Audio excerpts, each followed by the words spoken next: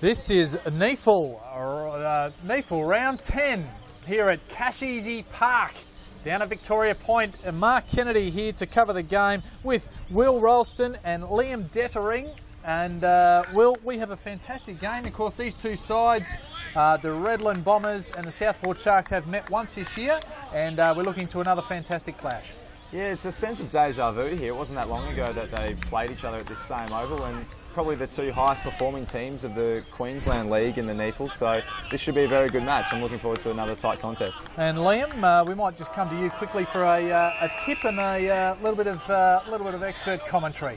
Well, Mark, as we've seen earlier this year, Southport, if they haven't won the contested ball, they haven't won the game, so contested ball is going to be a really big focus for them today. So two very great sides going at it in the NEFL competition. It's 4th versus 5th. The opening exchange is a no clear winner. Big Hunter and Brewer going at it with no clear winner there. And there's plenty of players around the contest. Good tackling there. Brewer comes in. He looks like he gave the free kick away there, and it will be one of the Redlands captains there, Cars, who will kick it inside forward 50, looking for Brewer. Here's Thine. He'll look on his left foot as he usually does, but he goes by hand instead. Chain of handballs ends with Burge, who's dispossessed beautifully. And after the tackle, though, he's been held onto, so I think it will be the Southport captain who will take the kick in, Burge, although he looks like he might be coming off for a blood rule, boys. Someone's got a blood rule. They're definitely signalling for it. So it is Burge there. He's right. Got blood coming out of his mouth. And we will see the kick, and might be trying to pick up the player with the football like Pope here. Over there. Pope in those beautiful orange boots. He goes short, looking for a target. Salter with the good spoil. Of course, there's a Salter on both sides out there today. It is Salter for Redlands, who is well wrapped up there. Plenty of players around the contest, very keen. Rees was the tackler there for Redlands, and we'll have a ball up, half forward for Redlands, opening exchanges. And Kanga, we've already seen the tackling pressure from both sides has been right up there. It's a feature of both sides' game, so we'll expect that all day. Hunter wins the tap down only as far as the Southport play. He sends it forward. Good spoil there by Redland. But it's going to land back in the hands of Southport. Chips out into the forward flank. As he held there, Howard. Howard does well, rebounding from defence, but that's a great tackle. And that's going to be a contested ball on this wing closest to the commentary side. That was a very good tackle by McCanch. Another ball up. One down by Brewer. Onto the right foot.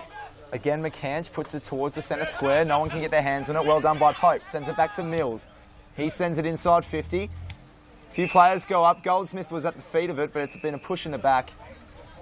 And it's going to go Redland's way, so they rebound quickly through Smith. So Smith goes outside, defensive 50, looking for a target. The punch came from the Sharks there. Salter well wrapped up and dispossessed. Might have been Shreve in there. Now it comes back to Geary, who just hits the up and under. Inside forward 50. Plenty of players around it. Cars is there for the Bombers. Now the ball comes back. Mallon got it back there to Keller. Keller just shoots for goal and can only get it as far as Lovett. So Lovett right in the goal square. Goes with the left foot, looking for a target. Doesn't hit it, but finds Rees. Finds the big fella in Hunter eventually. Goes short and finds a Pfeiffer. Pfeiffer in the middle of the ground finds Cars. He goes on quickly. Finds space in the middle of the ground. Salter, he can go inside forward 50, looking for the first score of the game. Over and out for the first 6 points of the match, and it will go the Redlands Bombers' way. And one straight, leading Southport yet to score. A great piece of play there by the Bombers, I should say. And Kanga, Southport had completely dominated the opening exchanges, but we just saw the speed of Redland's ball movement there. They had numbers streaming through the centre. Salter ran hard from half back, ran into the 50, converted it pretty easily. Southport's going to really have to tighten up on that if they want to stay in this contest.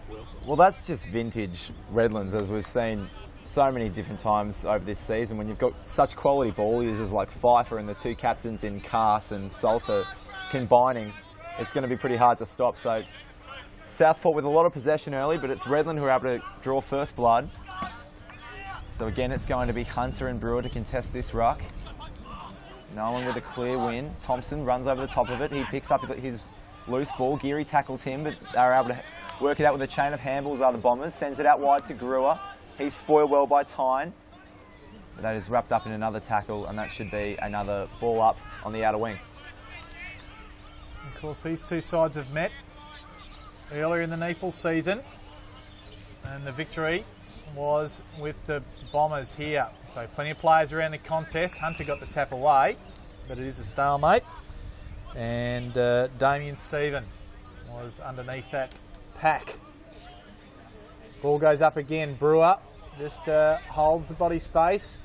Brewer, he got it tapped down, ends up with Redlands going inside forward 50. And Estel. Or Eastel. How are we going to go at that one, boys? Usually go with Estel. He's the fall man for Cleve Hughes, the leading goal kicker in the NEAFL, I should say. Just got a bit of separation there on Grayson, and is generally a good shot for goal. He just tugs it to the left, and it is one behind. So 7 points the margin. Sharks yet to score, and we will see Southport try and bring it in. And they do. It's Wade Mills. Got it short. Now he goes long. The kick didn't look a great one, but Brewer made it look all right. Now Shreve takes a bounce, draws the man. Haslam. He's just taken out of bounds, and we'll have a throw in, just backward of the wing out there on the outer side. And other winners in NEAFL round 10 so far. Aspley have defeated Sydney University. It looks like Brisbane will defeat Gold Coast. We'll have a final score there, and Ainsley well in front of the Sydney Hills Eagles. So we'll have a throw in as we go forward there. Brewer manhandles Hunter, and he's been penalised for it, so it's going to be a free kick to Redland on the outer wing. Handball back to Thompson. He looks up. Disciplined kick, can't hit a target, but it's been picked up well there by the Redland player in Zuffa, sorry. Haven't seen him in a couple of weeks. Zuffa ducks the head. They found a free kick to Southport. It was off the ball, that one. So this is going to be Wells. He chips inside and he's able to hit Collison. A lot of players yelling at Collison. He goes further up to Wells. Not much presenting at the moment. A bit stagnant. So he goes for a short kick on the outer wing to Mallon. Just controlling the tempo at the moment are Southport. He sends it long inside 50. That's a great defensive mark by Redland. Or could be 50. No play on, says the umpire. That's a strange decision. And he's dumped into the turf and he quickly calls a ball up. What do you make of that one, Kanga? Might have been actually, was it touched off the boot or did he pay the mark there? Because Adrian Williams just stopped like he was shot there. As we see another ball up, looked like a high tackle and it is. And Redland will take the free kick. We'll pick up that player in just a moment. It is Rogerson. So Rogerson just goes backward to look to go forward. Plenty of room. This is Salter. And he just chips it short and finds Smith. This is Andrew Smith. Again goes short. Finds a target in Salter. He's got up the ground. Kick wasn't a good one. Intercepted by Troutman. It's it off and he gets it back again that time. They go inside forward 50 and here is a player I really like and it's play on. So the umpire's called play on. That was Mallon. And Redland come away with the ball. And here's Rees in the middle of the ground. He draws a player. Hunter goes off. They find chain of handballs. They're looking for a target, are Redlands. Back to Salter. Jones was over the top, now covered. And he will come off to Cars on this half forward. Cars, called to play on. Pope's there in pursuit. Cars with a short kick to Hughes. Can't take the mark. That's a very good spoil there by Hill. And Hill's going to have a massive job today on Cleve Hughes. He's been in excellent form for Southport. But obviously Cleve Hughes coming off 11 goals in his last NEAFL start. NEAFL representative member, massive job for Hill today. So this is going to be a ball in on the forward flank for Redland, sorry. Front position there was Brennan. It's going to end up with Hunter. Salter brings it back onto the right foot. That's a good kick and he's able to find his teammate in Luke Scott. He's got Carr short, but he's found a 50-metre penalty. That's going to be against Wade Mills, I believe. Might have taken a step over the mark. Might have actually been against Brennan. Maybe Brennan, for encroaching on the exclusion zone there. So, interesting decision. Scott's going to end up with the easiest of goals. You assume he'll kick it. From the goal square, Scott pops it through, and that makes it a 13-point lead. So Redland 2-1-13, leading Southport yet to score. It's been an entertaining first 10 minutes or so here at Casheezi Park, but Redland with all the answers so far. Southport's had plenty of the footy early, but they just haven't been able to get it on the inside. They're winning a lot of first possession, but just Redland, when they get the ball on the outside, they've been so much more efficient going forward than Southport can go. Yeah, certainly Redlands have made them pay when the opportunity has presented. There is no bones about that. And I think we're just in the middle there. I think we've got Jason Burge now wearing jumper number 42 for our NEFL TV viewers. So here at Casheezi Park, Hunter over the top. Now to Shreve, ended up, he got it from Geary. They go to half forward. Rogerson with the punch, the spoil, and followed it up very nicely. Might be Salter who got the ball now and goes forward and finds a target there. It's Pfeiffer. So Pfeiffer outside forward 50, looking for a big target. Hill was first to the ball. Just went the wrong way, did Cleve Hughes. Well, the kick went the wrong way. And it's Hill for Southport. He'll go over the top, outside defensive 50, and a good kick. Looked like to Shreve, who dropped what he should have taken. Now Wrigley ends up with Thompson. Wrigley can take the ball again now. He has a bit of space to go for goal. And just to the far side, across the face, and 1 point for Redland, so 2-2-14, leading Southport yet to score. And we see Wrigley with an early touch there. He's a massive in for Redlands. He's come in for Sondergeld, and he'll be a really important player today. It looked good off the boot, didn't it? The crowd went up with it. So it's Southport down the line. A couple of bombers there are able to work it out between each other. So Smith takes the mark, handball back to Brewer. He's going to line up for inside 50 to the target of Hughes. Oh, and he dropped a mark he usually would have taken, but Stevens able to pick up the loose ball, evades a tackle, handballs back outside 50 to Salter, tries to sell a dummy. He sends it back to the spot of Hughes, and he's paid, chopping the arms, has the umpire. So I thought it had been a very positive start by Hill for Southport in defending Cleve Hughes, but there's only so much you can do against such a quality forward. So he's going to take his shot from about 30 metres out, directly in front. And Will, it certainly looks like whenever Hughes is near the ball, they're trying to get a second player in. The first ball you saw came from Salter, but Keller on that occasion couldn't stop the mark without infringing. So Cleve Hughes coming off an 11-goal game in his last NEFL start, and he starts very positively here today as well. He kicks their third, and it's starting to get a bit intimidating, this lead. It's 3-2, leading Southport yet to score. Will, in the earlier game we saw this year, though, it was a lot of surge footy going on that day. Certainly, there were periods in that game where both sides got away, but it was always pegged back. So it'll be interesting to see Southport's come back from this, Kango. What's your take on the breeze, if any, out there, Liam? I said before the game it looked a little bit blustery, but it seems to have died down. Yeah, certainly. It seems very still conditions. I know traditionally maybe the change room end's maybe been the scoring end, which is the end Redland's kicking to at the moment. But pretty still day. I don't think there's much wind favouring either end. So the second ruckman going at it, although it will be recalled, will be Smith for Redlands, Andrew Smith and Kieran Brennan. So Brennan's actually played as a top-up player for the Gold Coast Suns earlier this year in a game that I know NEFL TV covered. This time Smith with the big jump, although no real impetus on it. He backs it up with a kick. He just goes forward. Mills almost manhandled his opponent, but working through. Brewer now with the ball, dispossessed there by Geary. Mills, just indiscriminate handball, coming through his reads, but he couldn't quite take it. Southport tried to work it out. There was Scott involved there.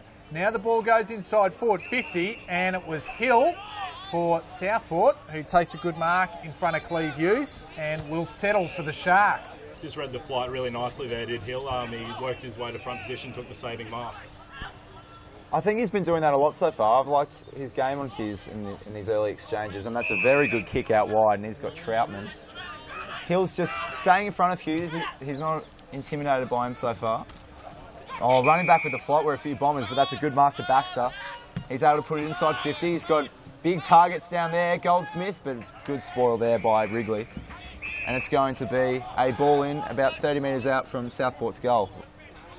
So big strong lad is Baxter for the Sharks. A prolific goal kicker generally, and a good foil for Goldsmith as well as we see a ball in, or throw in. Redlands work the ball out again. Bring it up this wing, commentary wing, 2-on-1. Brennan just backs back and takes easiest of marks in front of Matt Thompson. Now looks inside.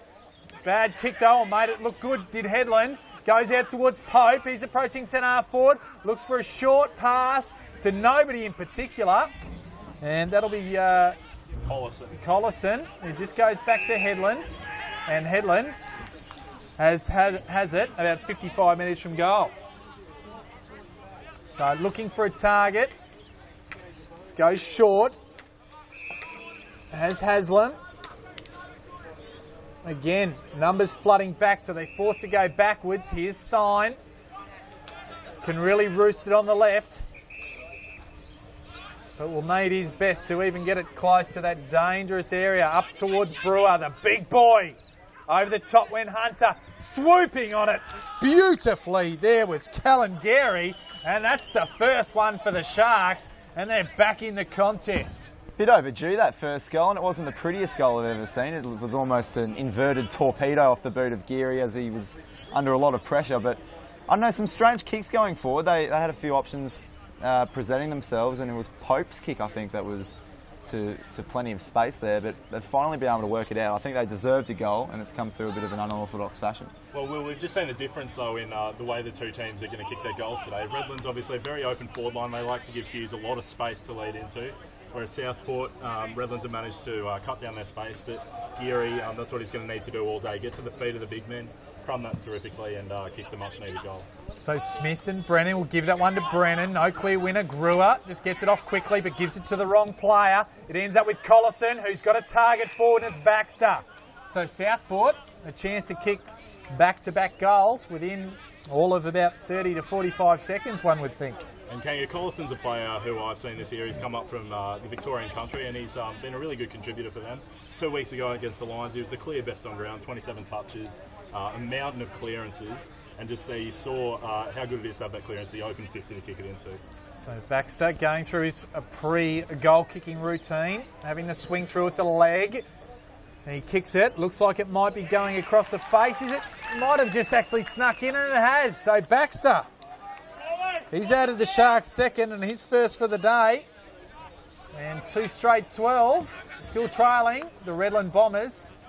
3-2-20, 8 points of difference. This is very similar to what we did see a few weeks ago, just these momentum bursts. And just like that, it looked like Southport were going to go into the quarter-time break with a big deficit, and they've drawn it back to within 8 points. So if last time was anything to go by, today might be pretty similar. And that kick looked like it might have been just pushing across the face, but it held its line, and Baxter is a prolific goal kicker at NEAFL level. He represented the NEAFL side last week, and we saw why there. Just he started to really exert his influence on the game. So the umpire to bounce it in the centre. Again, it's Brennan and Hunter. No clear winner. Is that a push in the back? Plenty of players around Cast, it's Pfeiffer, sorry, trying to get a handball out. Tackled strongly by Brewer. Push in the back, apparently. So that's going to be a Southport free kick. They'll win another clearance, trying to take advantage of this purple patch at the moment. So this is Troutman in the centre. He's got players out wide. He just chips inboard. He's got Burge wearing the number 42. That's been intercepted by Scott. Well done by Redland. Back to Scott. Chain of handballs. He sends it down the line. He's got Reese there. Well done by Grayson. Handballs back to Hill. Handballs over the top. Back to Burge. Grayson again. Loose handball. Well done there by Collison. That's been intercepted by Greer. Smith. Handballs back. Is this going to travel out of bounds? Not just yet. Shreves there for Southport. Reese hits the deck. Umpire's waiting for it. Looks like he might give holding the ball. And there it is, and he does. That's a good decision there. He just dived on the ball. No attempt to get it out. Free kick every day of the week. So I believe it's going to be Grayson who tackled him. Again, not much presenting, so he just chips it inboard to Brennan. Big Kieran Brennan. He elects to go down the line. He's got Wells there. Was that chopping the arms? No, the umpire says play on, but so Wells will be able to win that one, but it's been intercepted again. Some errant handballs on this outer wing by Southport. Plenty of players there. And this will be balled up by the umpire on the outer wing. And we should just mention for the viewers too that the ground's a bit heavy underfoot. We've had a bit of rain last night and a bit this morning as well, which might make conditions a bit more difficult. So Brennan got the ball away now. Looked like taking high the Southport player, but the umpire says no, and instead it's gone out of bounds and we'll have a throw in. So approaching time on, first quarter. 8 points the margin to the Redland Bombers. It's round 10 at Neefle Clash. Give that one to Brennan of Southport. Again, looked like taken high, but no call made. Collison got it from Pope, who now goes down the line, looking for his teammate there, McCanch. Southport looked to snap it up. And that was Salter for Southport there. Got it across there. Burge on the left foot. The push came and the push paid. Big Brewer's got to be a bit more subtle there, just a really obvious push in the back there. Didn't need to do it either. A bit hard to be subtle when you're that size, I've got to tell you. And here come the Bombers, and this is Smith just getting it across to Pfeiffer.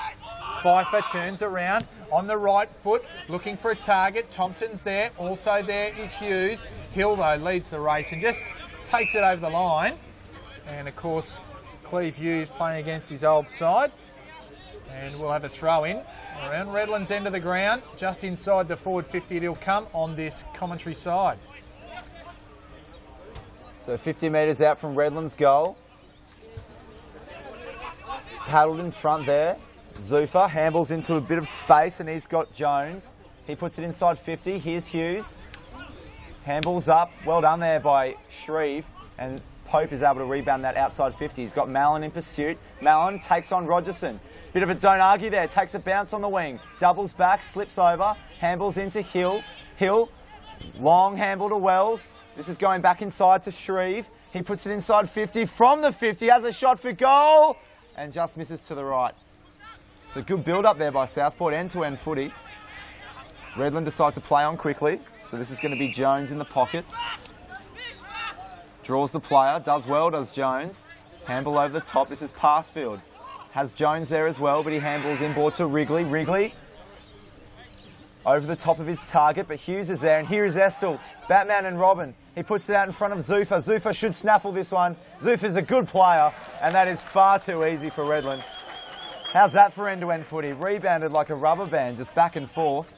And Redland are able to kick their fourth goal, pushing it out to a 13-point lead. And Will, that's the way Redlands love to play. You saw how they emptied out the 50 there, just had mountains of space to run back into. And it was a really clever kick from Estill. He could have blazed away and gone for goal, but elected to put it out in front of Zuffa to run onto, ran into the open goal and to kick Redland's fourth of the day. He's a good endurance athlete, is Daniel Zuffa, and he would have worked up hard in defence and he would have pushed back very hard, as we saw it. Illustrated beautifully. Showed a good turn of foot, did Daniel, and fresh back from the United States, having a holiday over there. So it's only his second game back today and extended the lead to 13 points for the Bombers. Late in this first quarter, here's Haslam.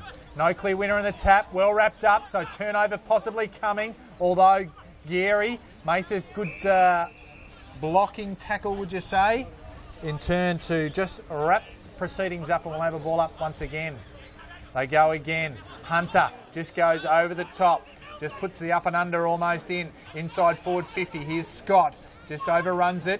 Mills tried to get to Headland, but intercepting there. Bit of handiwork there by Pfeiffer. Good body work there from Estill. He'll turn around and kick another. And they're away again, other Bombers. And that's their fifth. And good clever play there, particularly by Pfeiffer to get it to the top of the square. And Estill, he did the rest. How clever was that, Kangaroo? He didn't even take possession of the ball, really. Just let it hit his right hand, then snapped it across the body. Estill used his body well, took an easy mark, and I think that's his third today, isn't it, Will? No, there hasn't been any multiple goal kickers yet, as far as I'm aware. That's sorry, my bad. Sorry, he had the set shot from the pocket that he missed. But Estill's been involved in a lot, and I think that's what makes Redland so dangerous. We've now got Scott, Zufa, Hughes, Estel and Salter all with individual goals. And they just have so many avenues to goal. It's such an incredibly potent forward line. As Pope wins this one for Southport. Good one-handed mark there against Mallon. So that's Rogerson. Swings onto his left. He's got Salter there. Just enough on it. Salter on the outer wing. And Will, that that matchup that between Mallon and Rogerson is one that Redland's really like. I know he's whenever they come up against Southport, they send Rogerson straight to Mallon, so that'll be interesting to see how that pans out today. It's a bit of a switch from Redlands. Salter has loved it, but that's been turned over. So Goldsmith, he handballs it back. McCanch, cheeky little kick inside 50. Southport should still win it. So Goldsmith sends it out wide to Haslam. He doubles back. Doesn't want to take on Rogerson, but he sends it on the left, back to the hot spot. Good spoil there by Reese. But Southport somehow win the ball, and it's another easy goal for Southport at this end of the ground. So that's Callan Geary, and he is able to kick his second. It was a bit strange passage of play. Everything just seemed to go quiet there, and then Geary bobbed up out the back and kicked the easiest goal he'll ever kick in his career. Well, I think, boys, what we did see is the defensive spoil wasn't a good one, because instead of punching it forward and clearing the space, it actually went to the side where it was Mallon that could swoop on it very easily and had Geary there, obviously in the easiest of spots. So defensively, I would put that down as an error, that the Bombers should have actually cleaned that up to out of that danger zone in the first instance. So the margin, back to 13 points. Entertaining first quarter here at Casheezi Park. Round 10, Neefle TV. A big Brewer and Hunter. We'll give that one to Hunter. Passfield couldn't take it. Collison got it off to Big Brewer. Just lumbering along. Goes backwards to Mills. Goes towards Pope. Trying to out sprint him there was Passfield. Pope just ended up getting it on towards Mallon. And an errant foot sees the ball go out of bounds, and they will get it again, Southport. And here's Collison, who got it from Pope. Collison weighs up his options. He's got Headland in the centre circle, lands at his feet, and he's got enough space to work it out. So this is going to be Grayson. Handballs inside, back to Headland. Chips into the path of Baxter, is it? And so Baxter, the leading goal kicker for Southport, he's going to line up for his second. And once again, it's these surges of momentum. Both teams are kicking their goals in patches of 2. And Baxter's going to line up to kick the second in a minute for Southport. And Will, they worked that really nicely, Southport. They brought the ball back into the corridor, and then the space opened up for Baxter to lead into. 4-4 takes the mark, simple footy. See if he can go back and convert. So Baxter from just inside 50. That looks on target. Oh, and he's just hit the post. That swayed at the last moment. So that is only their second behind for today. It's 3-2-20, trailing Redland 5-2-32 as Redland rebound from 50. That's going straight into the path of the intended target, but it's been turned over on the wing. Grayson to Mills. This is Collison. Lands at the feet of Baxter. So Rogerson is able to handball this outside 50, and that's going to roll over for a boundary throw-in 50 metres out from Southport's goal. A final score there in the Brisbane Gold Coast Suns game as well. In the Neefle, it was the Brisbane side by 61 points, 139 to 78. As we see the ball come back into play, Brewer tried to tap it his own head and just managed to tap it onto his own head. So this is Geary, gets it around there, dangerous spot. Goldsmith was there. Good tackle there from Rogerson, just locks the ball up. And we'll have a ball up just in that forward pocket there. So very well done there. Good defensive work there by Rogerson on Wells. Ball goes up again. Hunter and Goldsmith, give that one to Goldsmith. No clear winner though in at ground level. Ball around, it goes out of bounds, and we'll have a throw in.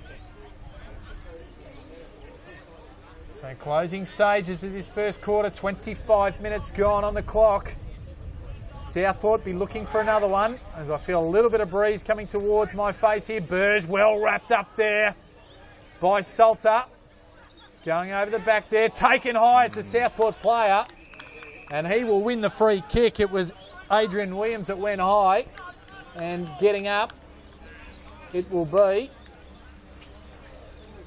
Luke Shreve. Just seconds before that, Kangaroo, I think Phil Lovett can consider himself very unlucky. McCants just seemed to ride him into the ground, but the umpire missed that one. Play continued on, and Southport win the free kick. Have a chance to bring the margin back to a goal here. So lucks of fortunes, according to Liam Dettering, as Shreve comes in to kick goal number 4 for the Sharks, and his first for the afternoon. And the margin, all of a sudden, back to 6 points. So 5-2-32 is Redlands, and Southport 4-2-26. It was a very sloppy tackle by Williams. You've got to be disappointed at that from a Redland perspective. It was just ill-disciplined, and especially inside forward 50, and especially 20 metres out from goal, you can't afford mistakes like that. So, like you said, Kangaroo, it's back to 1 straight goal, and you wouldn't have picked that 10 minutes in. So, once again, it's going to be the big men in Hunter and Brewer. Brewer wins it down, but Redland have the numbers. Cass on the left, wobbles it inside 50. Nearly a strong mark there to Estel. Hughes handles inside. This is going to be Cass, and he puts it through as well. Back and forth, instant replies if you don't mind. And Philip Cass kicks his first goal. They've got 6 individual goal scorers. And Cass is one Redland will certainly want to come to the game a bit more in the second quarter. He's been a touch quiet by his usual standards, but we're at the game, Redland's last game 2 weeks ago, where he got 39 touches and would have been a clear best on ground any other day, except for the fact that Cleve Hughes kicked 11 goals. So, what we're seeing is a 10-goal quarter. So entertaining stuff here on NEFL TV. Round 10. The margin at 12 points once again. The Bombers in front. Another half-time score. Ainsley 74 leading the Sydney Hills Eagles 29 as we see play go on here again. Here's Pfeiffer over the top looking for Hunter. The ball eludes him. McCanch tries to get a handball, intercepted there by Cars. It's hot around the contest. McCanch again scrubs a kick forward. Not good skills. Hills Pfeiffer again. Feeds it out nicely to Tyler Jones. Back to Cars, to Pfeiffer. Zufa is the intended target. Tries to palm one off, does so. Williams gets it off to Salter. Off now to Howard. He tries to break a tackle. Back to Williams. Goes inside forward 50. Intercepting there is Headland, and he will get it further afield to Grayson. And as we hear the siren sound for quarter time, we see a 12-point margin to the Redland Bombers, 6-2-38 to the Southport Sharks, 4-2-26. And Liam, it's certainly been an entertaining first quarter. Exactly what I was just going to say, Kangaroo. We've seen 2 really, really good teams going at it. We've seen patches of the game where the intensity's been right up and that tackling pressure's been excellent. And then we've also seen patches where the game swung the other way. It's really opened up, and there's been some really quick, efficient ball movement from both sides. Your take, Will? I just think it was very entertaining. Easily the 2 best teams in Queensland. And 10 goal kickers across the board, 6 for Redland, and it's been a 33-minute quarter, so it felt like it was dragging out quite long, but very entertaining from our end, and hopefully it continues in the next 3 quarters. So quarter time here at Casheezi Park, and it is the Bombers by 12 points, 6-2-38 to Southport, 4-2-26 on NEFL TV round 10. We will be back with the second quarter.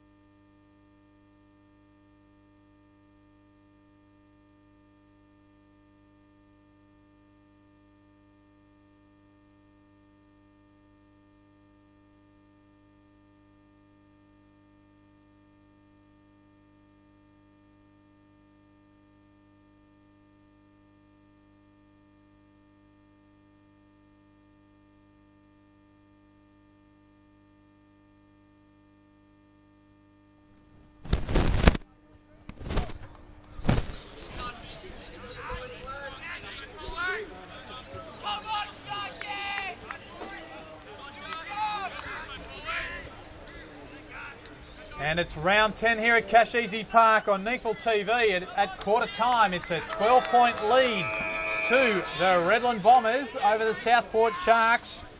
9 goal kickers for the 10 goals scored in the first quarter. Luke Shreve, Geary, the only multiple goal kicker.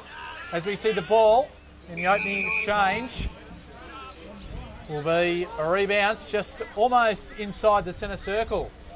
And my name's Mark Kennedy, and joining me here today is Liam Dettering and Will Ralston.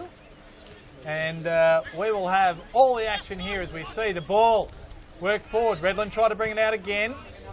That was Smith, Josh Smith. There are 2 for the Bombers side, and a good mark there for the Southport Sharks as they look to bring it out of defence and spread nicely. And this is Troutman. So Troutman on the back flank for Southport. He's got a short option. This is Burge. He missed the first quarter. Burge is wearing number 42 today. Southport captain, a bit of blood on his original jersey. So this is Collison down the line, just falls at the feet. Here's Mallon, tries to take on the opponent. Could have been holding the ball. So Redland are out going to intercept this one. Here's Smith. Good tackle. Southport have numbers. Good bump by Collison. Wells tries to sneak a handball out. Estel intercepted again by Wells. A lot of bodies here. Contested footy.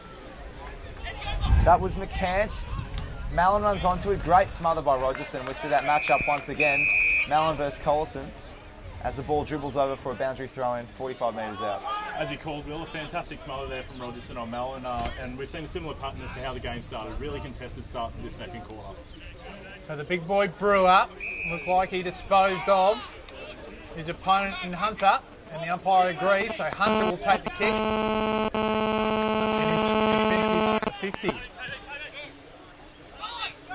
Goes long. Half back now. Here's Scott. This is of the Luke variety. Up towards Brewer. Coming over the top there was Grayson. Burge gets it to Mills.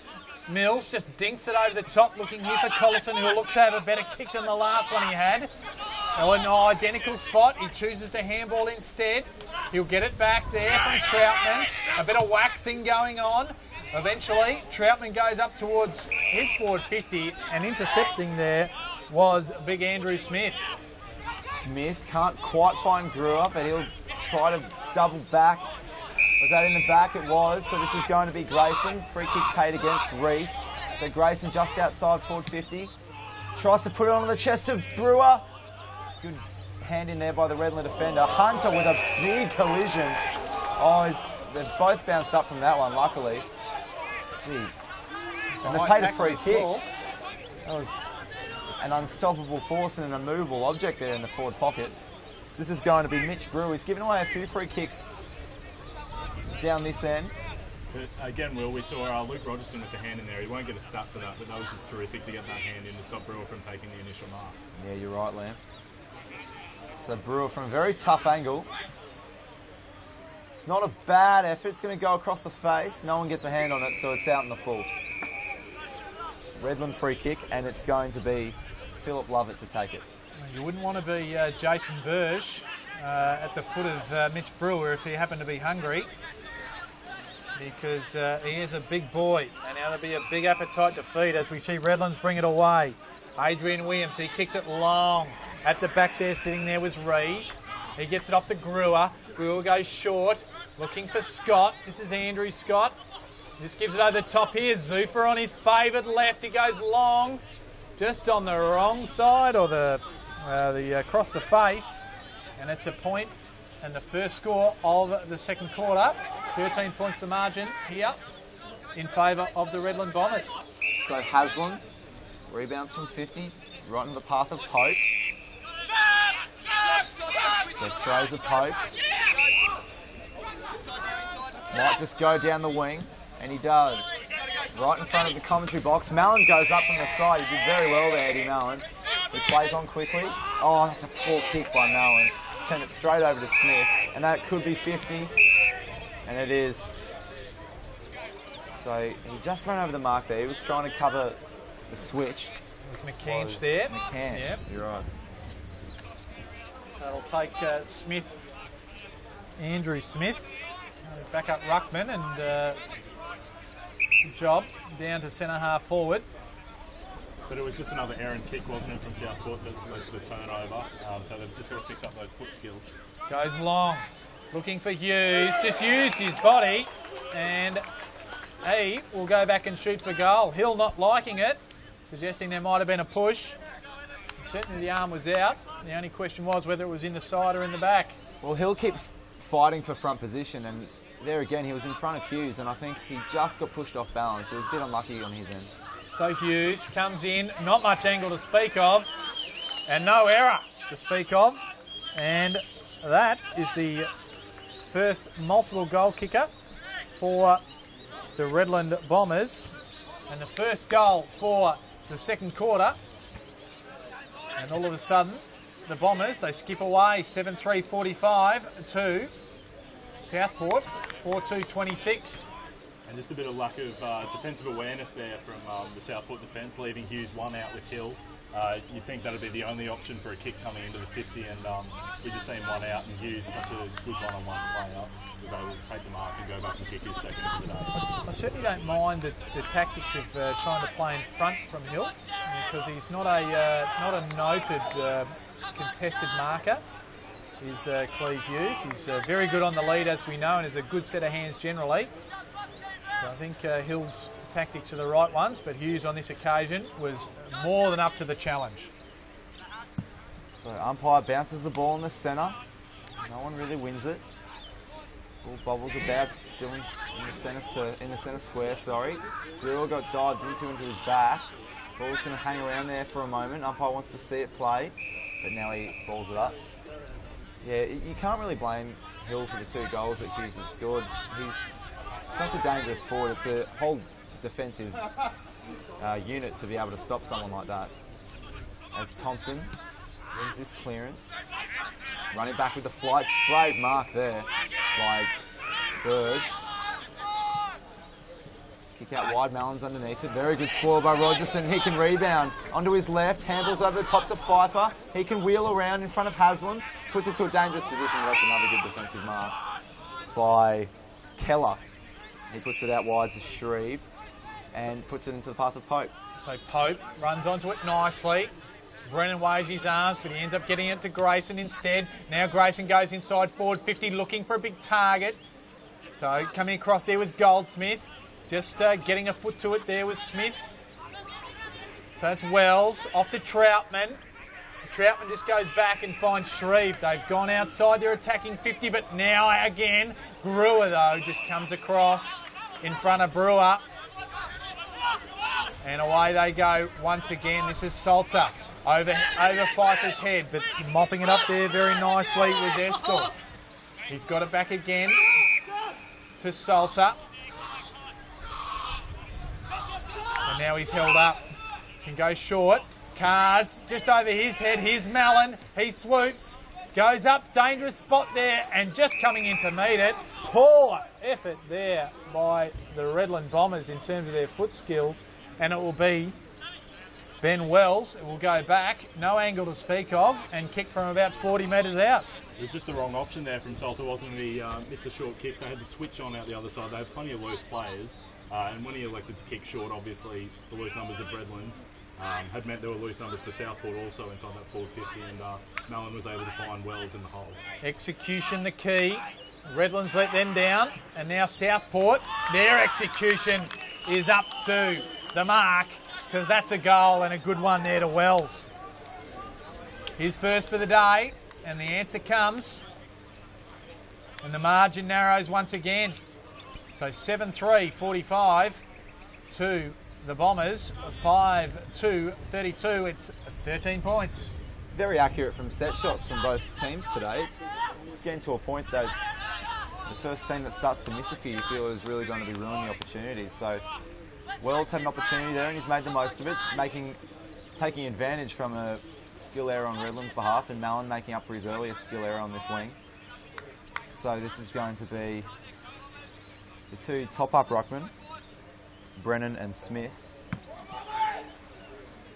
Brennan wins it comfortably.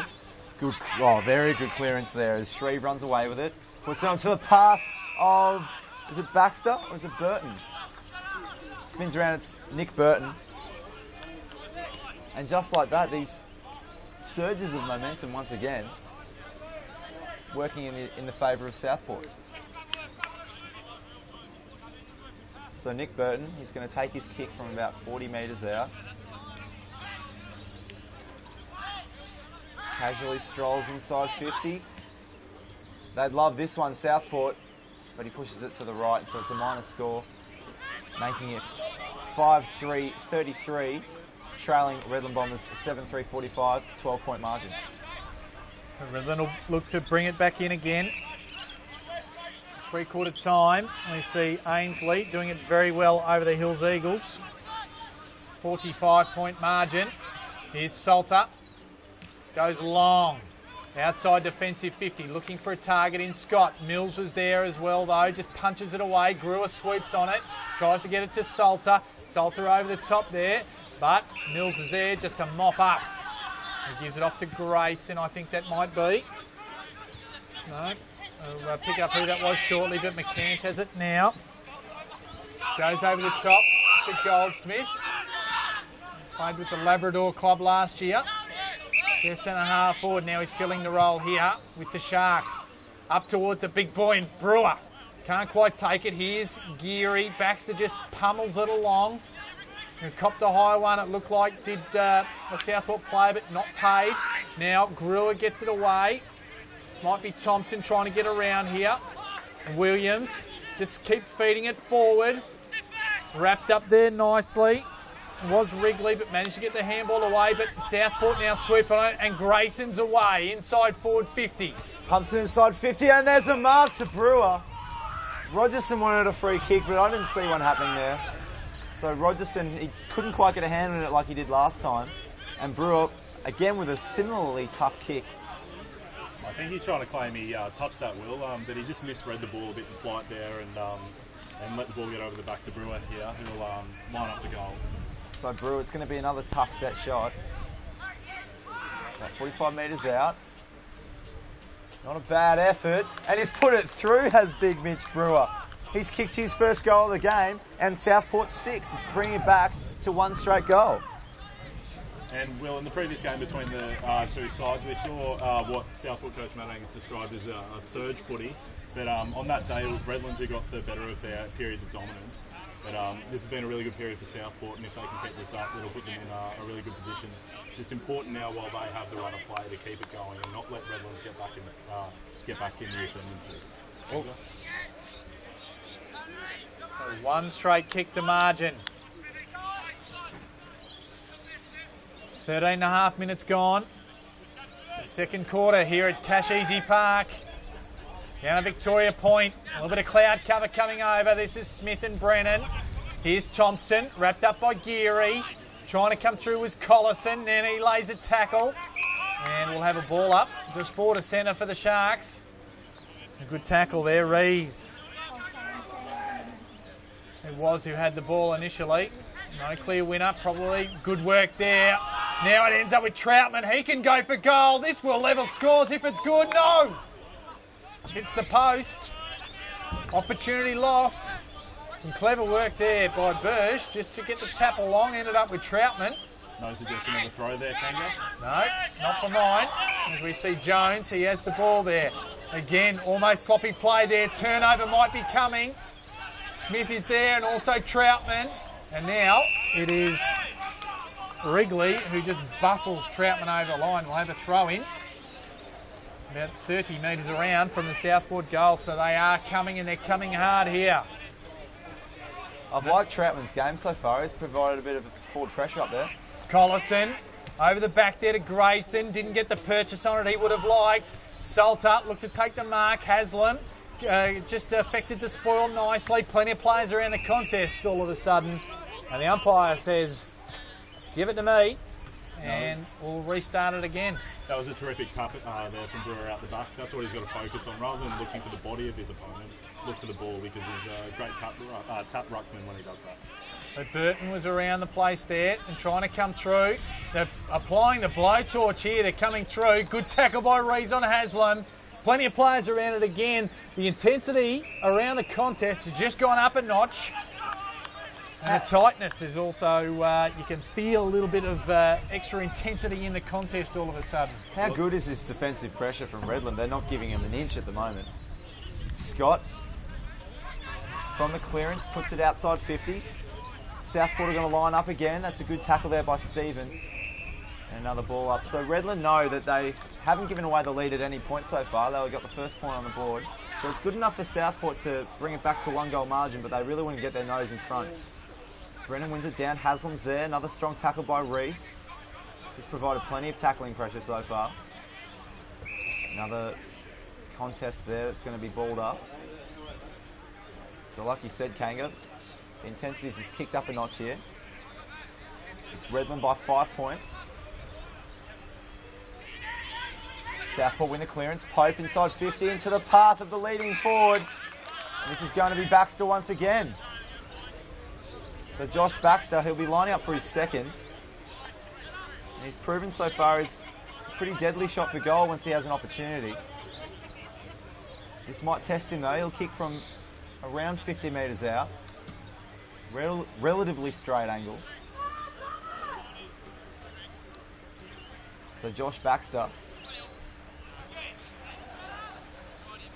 to capitalise on this period of momentum from Southport, comes in on the right, gives it plenty of height, but he can't give Southport the lead. It's another behind. And we saw this last time. They wasted some opportunities in the middle of the game, did Southport. They'd hate to do it again today.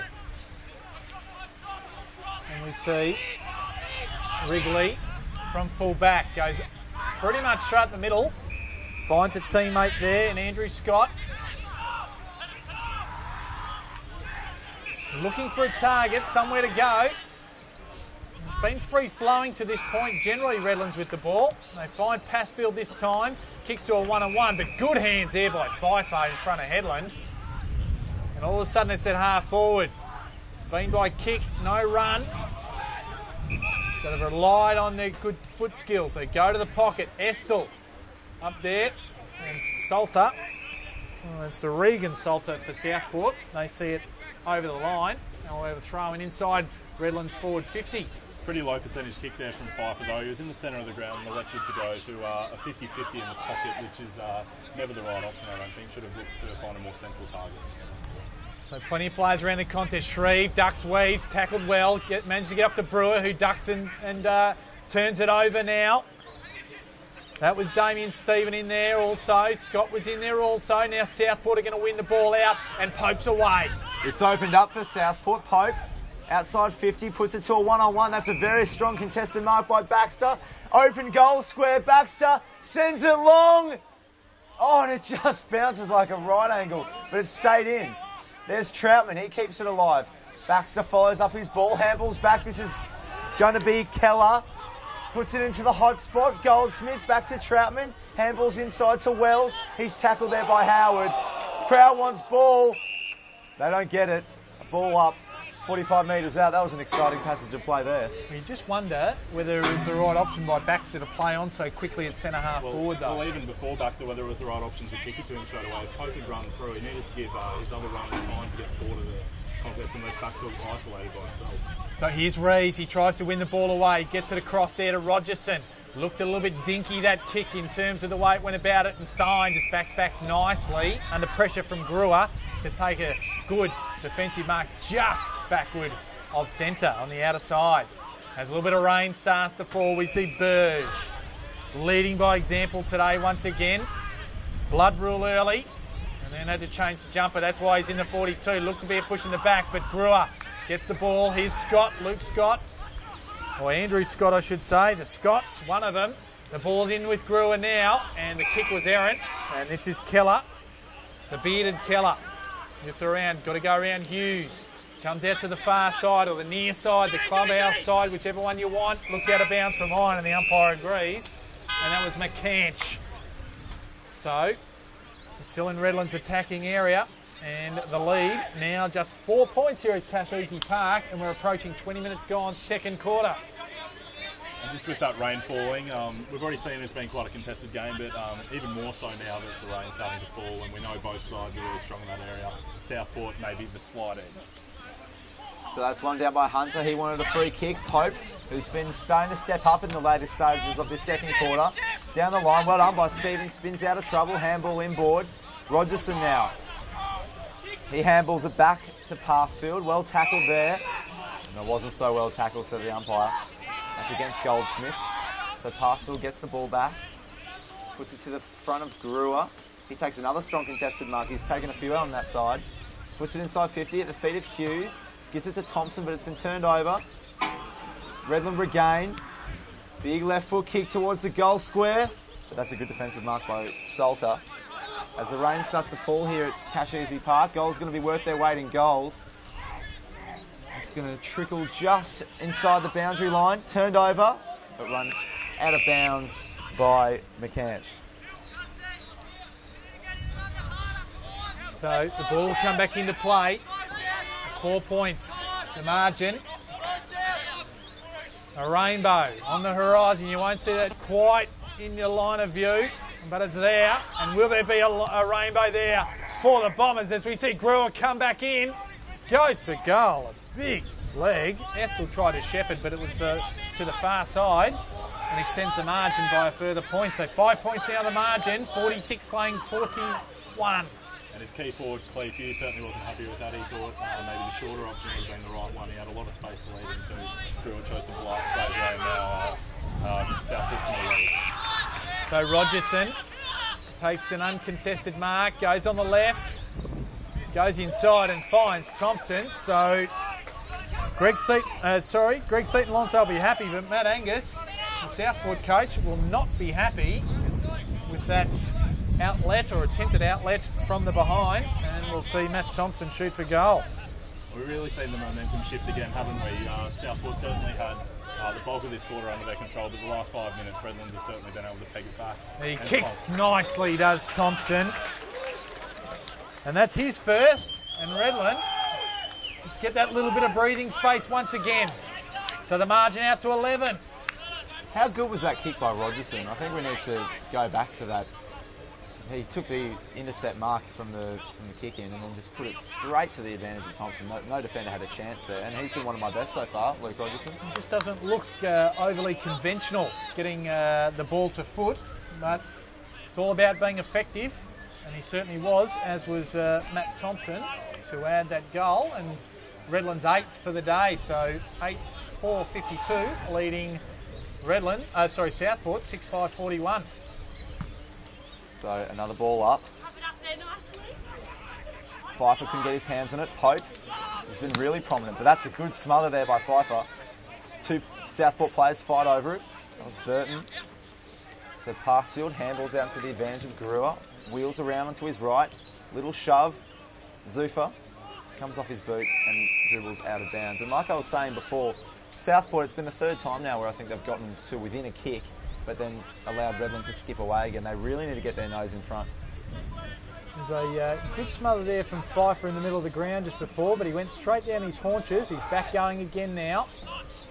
Hunter has got the ball forward. That's Brennan, his opposite number there. And just the kick wasn't right.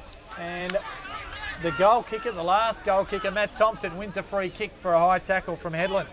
He was one of the very best for Redlands against the Gold Coast. 3 goals, 26 disposals. I think he had a really good game. Kicked the last goal. Let's see if he can make it 2 in a row for himself and the team. Thompson, he'll shoot from the best part of about 48 metres on a 45-degree angle. Comes close to the man on the mark. Has it got the legs? Has it got the accuracy? I think it's got both.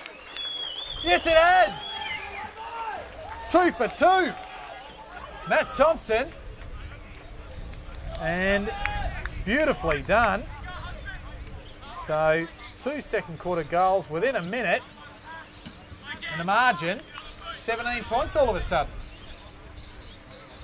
Yeah, that's disappointing for Southport. They had all the momentum at the start of this quarter, and now they've just allowed Redland to kick away, but Redland will be stoked with the last 2 goals to Matt Thompson. He's such a handy goal kicker. He's their resident crummer up forward, and to kick 2 set shots like that is such an advantage. So just over 25 minutes gone in this second quarter. Shouldn't be all that long left, you'd think. So Redland in front by 17 points. It's a good win there by Paul Hunter. It only goes as far as Collison. Through the middle. Southport trying to burst through. Good tackle there by Brennan. But Redland are able to put it inside 50. Going up is Hughes. Oh, on the third bite, he can't grab it. Still gets a hand on it. Zufa swings on to the left. That's a great kick. Redland still might win it off the ground. It goes out of bounds. That was Stephen trying to have the ambitious shot. Not a bad result in the end, though. They've got the boundary throw in, a stoppage deep inside their forward 50. Let's see what they can work out here. Probably not the best percentage play to kick it off the ground, that situation, though, but could have been worse, as you said. That was Brennan, just goes over the top. Thine just wraps his opponent up. Look for the Greco-Roman wrestling moves. To Brennan. Just gets a kick away. Looked like it might have been touched off the boot, so result in a throw-in only. And just outside defensive 50 for Southport. And Redland can reload once again. We do have another blood rule. And it is the big boy, Kieran Brennan. He's got a bit of claret coming from his right eye. Not sure Big Mitch Brewer's too happy about having to run down from full forward for this stoppage. Spend a few extra petrol tickets. But again, just a Goliath of a man, Brewer. And they'll be looking to patch up Brennan and get him back into action very shortly, if not, certainly after half time. So the throw-in comes again. Hit outcome, there was a short throw. Cars just awkwardly just gets it forward. That was Grayson. Off now to Burton, back to Grayson. Looked like he copped a big one from, or a high one I should say, from Cars. He gets the free kick, Burton. Aaron handball, puts Mills under pressure. Geary applied the block as we see Salter just kick the ball forward. Now Smith. Andrew Smith over the top now. Now to Howard.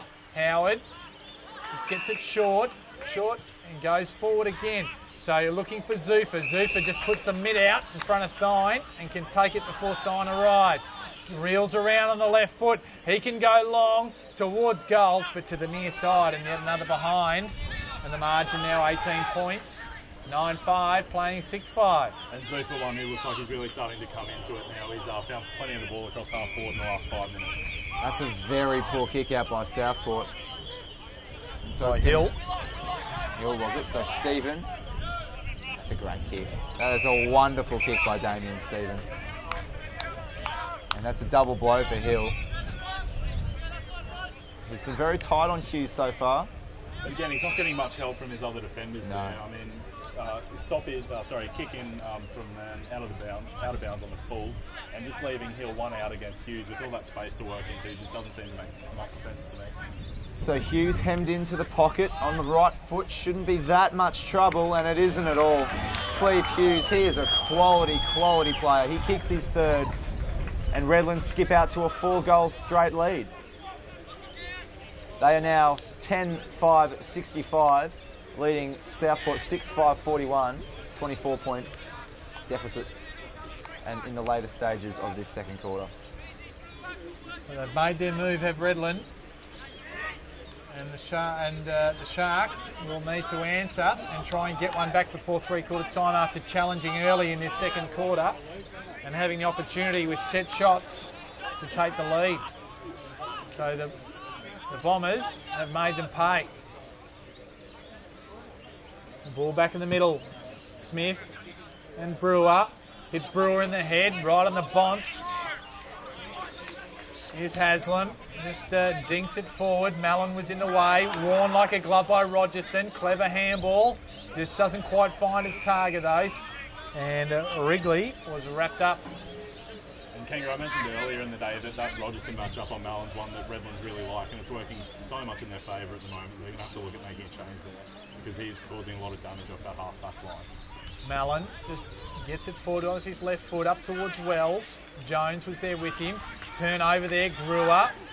Just that was Williams there. Turn over again. Collison now has it. Gets it back with the Pope. Brewer applies to Shepherd. Now Pope goes to 50. Goes long. And not enough on it. And good defensive work there by Lovett. And 1 point as a result. And the Bombers will bring it back in quickly, and it is now Damien Stephen with the ball in the back pocket. Pops it over the top to Rogerson. He plays on, wheels onto his trusty left foot. Down the line, Pfeiffer goes up. Should be a free kick, and it is. Fraser Pope yells out free kick, and the umpire didn't need much convincing. Ambitious at the very least is a nice way to put it. So Headland gives it to Keller. He can go for a bit of a run. He's got a free man, that's Troutman. So Troutman marks inside 50, should prove a tiny bit beyond him, I would have thought. Shreve runs past for an option. Oh, now he's going to have a shot now. Had the ball in his hands at when the siren went at quarter time as well, ironically in the back half of the ground. This time in the front half of the ground. Will? It's an interesting little tidbit there, Kanga. I didn't remember that. So he might have to unload the barrel here, I think, if he's going to get this distance. Advice, Will. He drops punts when he's looking for it. Maybe he trusts his boot more than I do. So Troutman from outside 50, it's on line. It's not a bad kick at all, but it's going to be chopped off, and Redland bash it over for a behind. So that's going to bring them into a 5-7-43 scoreline, still trailing the Bombers 10-5-65. So a very good game of football here on Neefle TV. It is round 10 action, and winners already today. Aspley by 74 points over Sydney Uni. It was the Brisbane Lions by 61 over the Gold Coast Suns. Ainsley look like they're going to take care of the Sydney Hills Eagles. And we have a beauty here at Casheezi Park. It is 23 points the margin. Doesn't quite fit the contest, which has been a good one.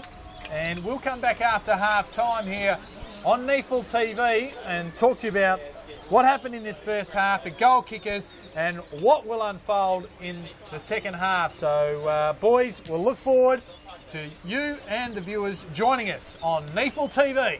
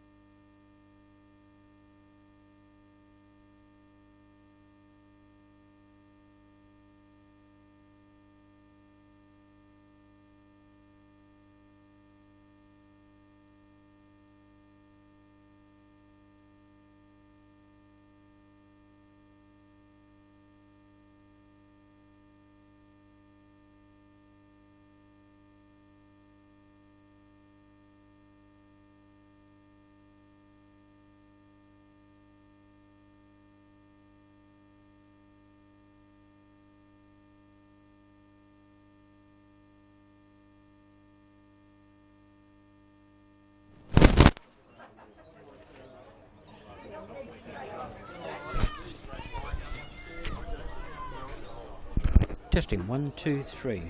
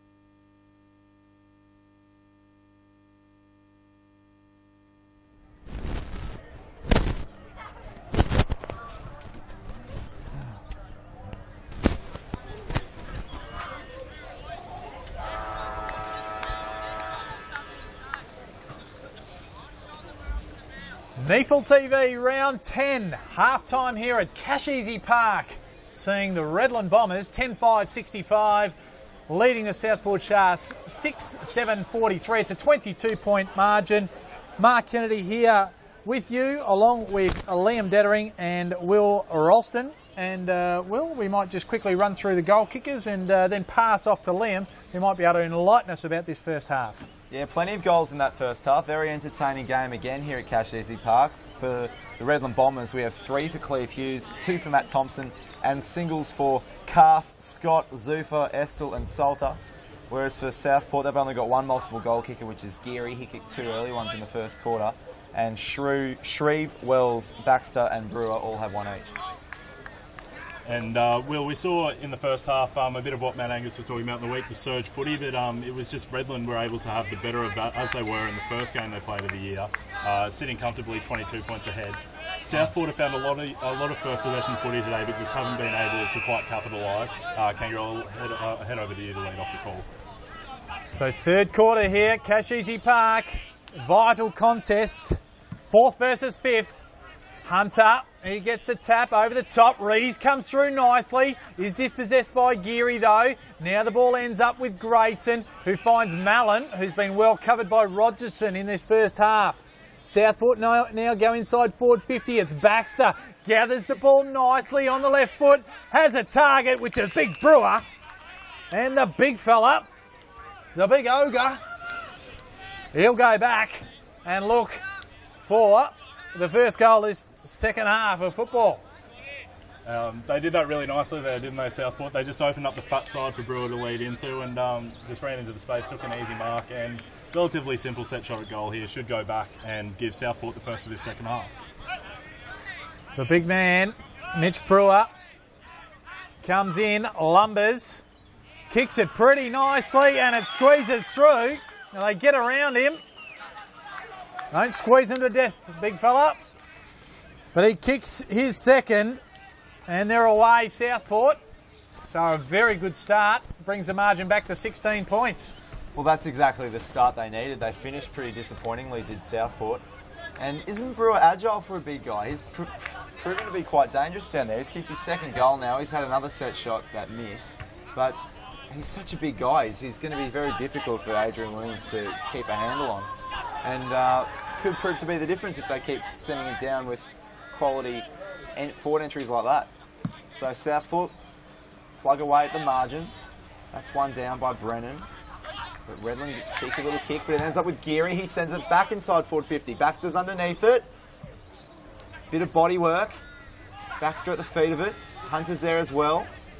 Trying to burst his way through his Troutman. That's going to be a ball up. I'm just noticing there after that Brewer goal, he and Adrian Williams, his opponent, going back there, have a bit of a giggle, having a bit of laugh. I'm sure Williams will find it too funny if Brewer kicks another one. You see Rogerson gets the ball out of the contest. Grayson gets the punch away. Burge, we're in the 42 now. He's over the top there. There's Stephen. Just squeeze the handball out, and we'll have a throw in. Half forward, outer side for the Southport Sharks. So the margin, 16 points here. Early stages this third quarter on Neefle TV. As we see, a little bit of help for the boundary umpire before the ball gets tossed back in. So once again, it's going to be Brennan and Hunter. That's Brennan. Was it a shove? Umpire says yes. So Looked Hunter. like a throw. Hunter, handball. Sends it forward. It's going to be intercepted. Heaps of Sharks here at the feet of it. Pope. Sorry, it's Geary. Handball's back to Mills. Bit of backtracking. Handball's wide. He's got Grayson. Kick down the line. Mallon's there, as is Rogerson. Just tunnels his way underneath it. And ball travels out of bounds. So once again, we saw that Mallon-Rogerson matchup. Rogerson hasn't given him an inch so far. And it's not just been his defensive work, Will. He's hurt him plenty on the offence as well. He's been a key factor for Redlands in this game so far. So Brennan gets that one down there. Good tackling there from the Bombers on that occasion. It might have been Rogerson. Just cops one from Mallon across the chest. I'd suggest out of frustration given the job that Rogerson's actually doing. Ball back in. No clear winner. Ball goes Southport's way though. McCancher's in there. He's tackled but manages to stand up in it. Just frees it up. Plenty of players around the contest. And we'll have another ball up. A lot of contested footy here. A lot of stoppages, a lot of ball ups. It's a bit different to what we saw in the first half. So Brennan just puts the body in nicely. Redland, here's Rees. Tackled by Mallon. He needs to get it out here. Umpire circling. And ball does come free eventually though. Plenty of players around the contest once again. And we'll have a ball up. Out of side. About as far away as you can get from our commentary position as you can. But the beautiful pictures, courtesy of Dean Davis Productions for Neefle TV. The ball goes up again. Again, plenty of players around the contest. And I'll have to park the peepers on this contest once again. Have to see if we can take the ball forward or back. Might be time for a third man up here just to clear the congestion. There we go. And Rogerson, beautifully called by Liam Dettering there. And the ball just pushed further afield. So this time, half forward out of side for Redlands. Well, let's see if that occurs again. Rogerson got the jump in there, third man up. So let's just see if that becomes more of the norm as the game goes on. And again, Hunter, you give that one, and we'll have another throw in. Oh, getting a bit tired of this, to be honest. How many stoppages is that in a row? About 8. Just demonstrates the arm wrestle that's actually currently going on, I think, Will, for the contest. So 16-point margin to Redland. Just shy of 3-goal lead. 20 bodies dive in once again. This is going to be Collison. And he goes out once again. Really testing my eyesight, to be honest. And this contested stuff from Southport is probably a byproduct of how dangerous Redlands are out in open spaces. So game plan working here for Southport, just keeping it in nice and tight to start this quarter. Nice and being a bit more physical as well, I think, from the outset of this start of this third quarter. Collison overruns it, but manages to get it again. Goes back to Grayson. Grayson down the wing. Baxter works his opponent off the ball. Mellon runs on hard. Salter's in pursuit, but he gives him the don't argue and can shoot for goal. Goes across the face. And it is Williams, Adrian Williams, that sees it over nicely. So a point for the Sharks. And Redlands again, they bring it back in quickly. And the ball ends up with co-captain Tom Salter. You can just see there, Eddie Mallon at full flight. He's such a dangerous forward prospect. There's Redland. Take a mark just outside 50. Big Hunter that was. Pfeiffer's here. Shepherded out, so it's going to be a free kick to Southport. I think it's going to be Keller. Fine, I reckon. Oh, no, it is Keller. My apologies. And that's twice today that Darren Pfeiffer's been guilty of just a push out in the contest, which has been far too obvious, and the umpire spotted it both times.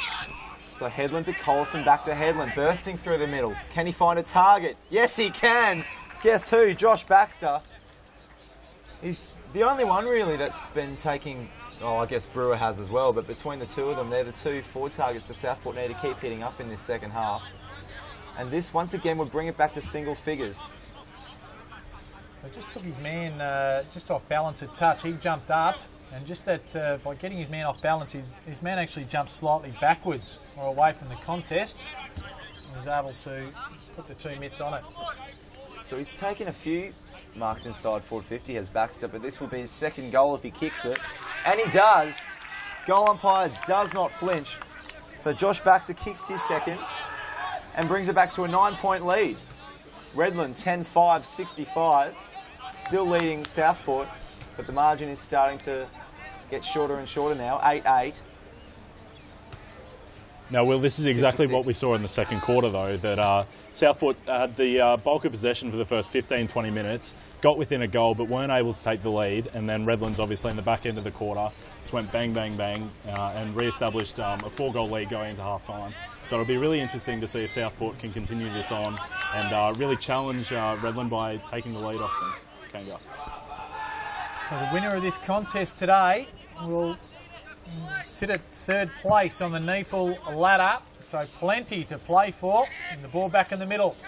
That was Salter for Southport. Dispossessed. Cars goes in forward, inside forward 50. Zufa couldn't take it.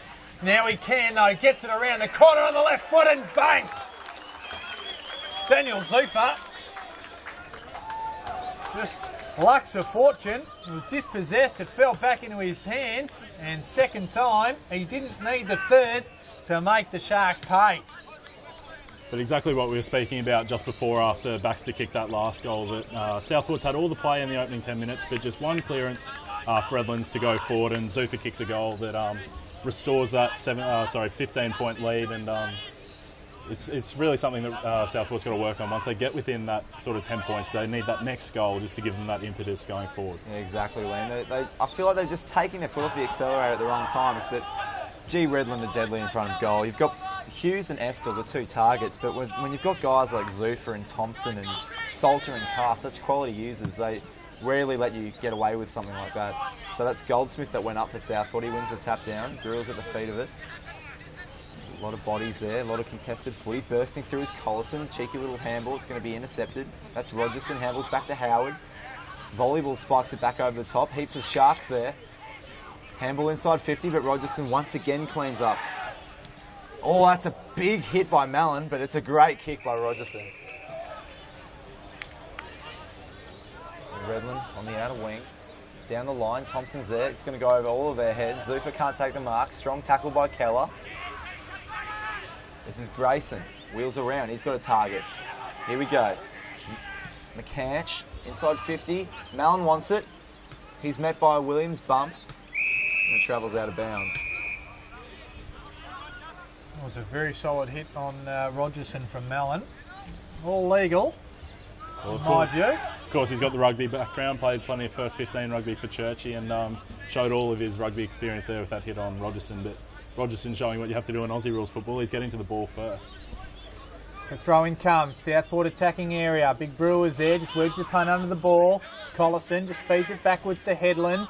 Has to go backwards again. Again, top of the arc, centre half forward now, and this is Burton with it.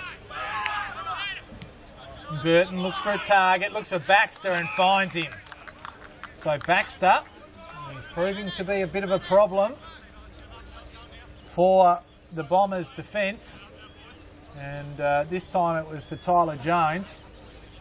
And he'll go back and have the opportunity to kick his third. Well, Kanga, that looks like the matchup at the moment. Jones taking Baxter, maybe lacking a bit of body strength there. Baxter's a really big guy. Maybe they need to look at putting someone like Williams onto him just to sort of quell his influence inside the forward 50.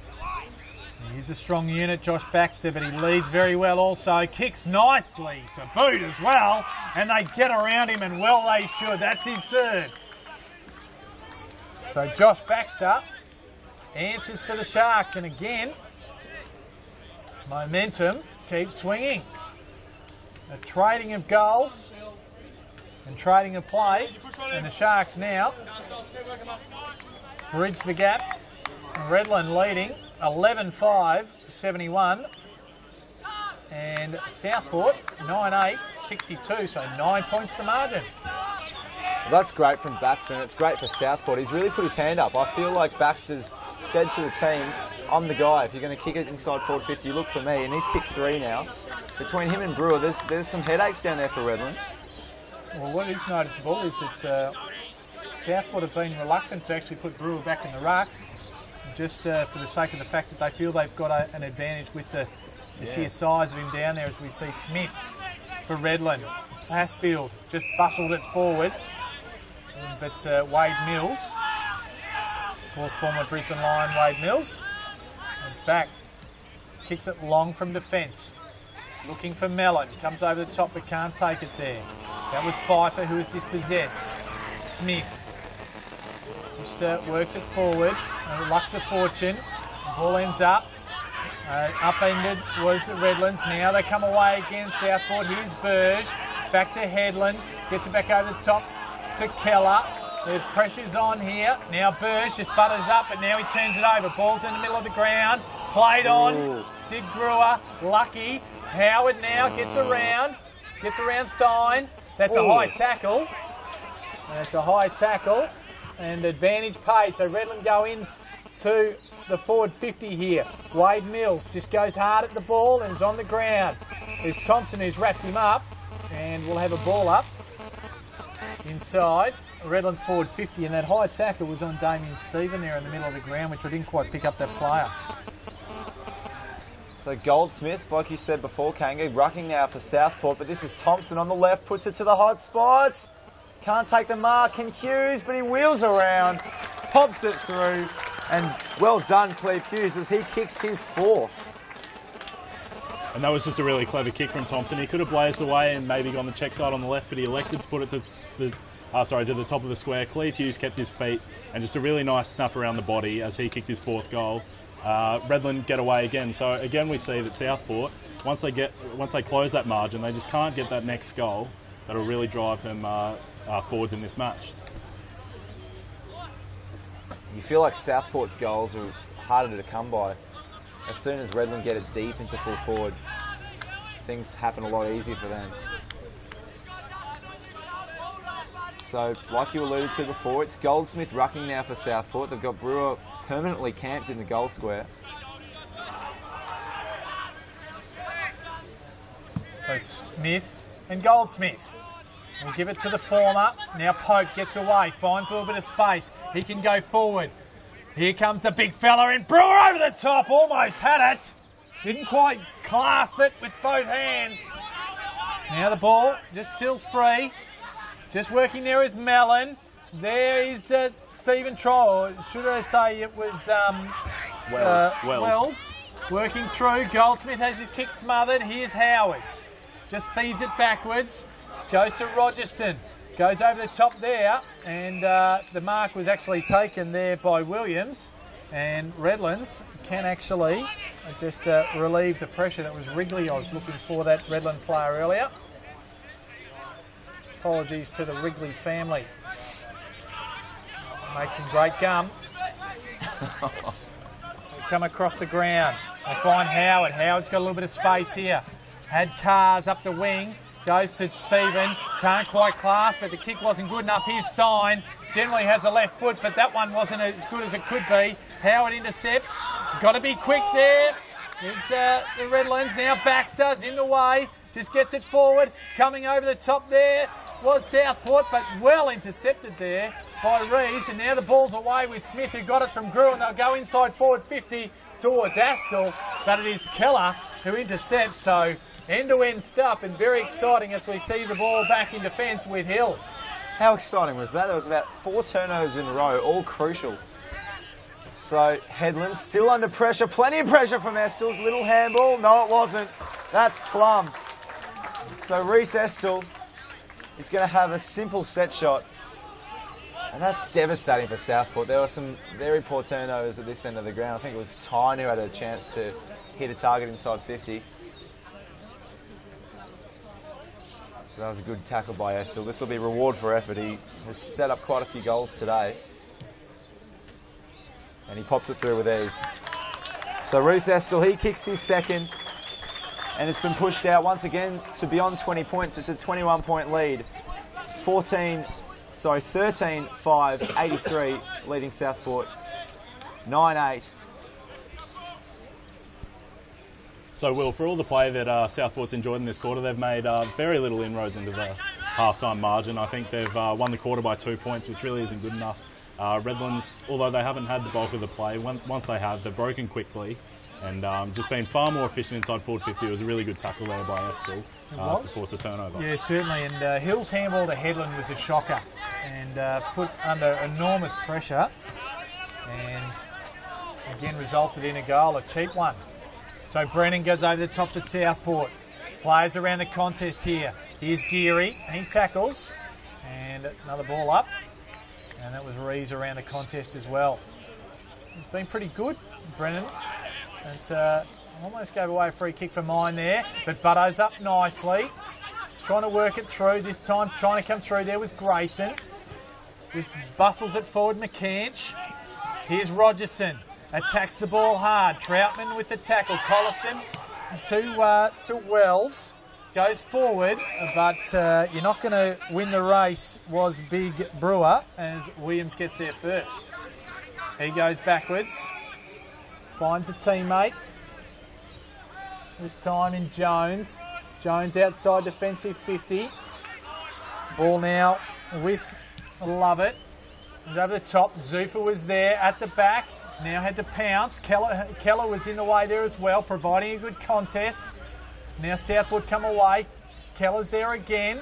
Smith wraps him up. Brennan's in there too. Plenty of pressure around the contest here. Turnover comes. Here's Pfeiffer. Goes on the left foot. Up towards Estill. Going back now for it.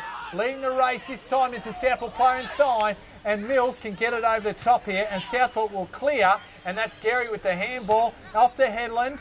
They'll stay with it here. Off to Burge, who goes long down the wing. Oh, Rogerson once again. He's been a superstar in defence today. How many intercept marks like that has he taken? I don't know. I don't know. Been a few. It was rhetorical. Lacking the champion data stats right here at the right. moment. And but we'll just say he's been very good. So a little chip over the top to Smith.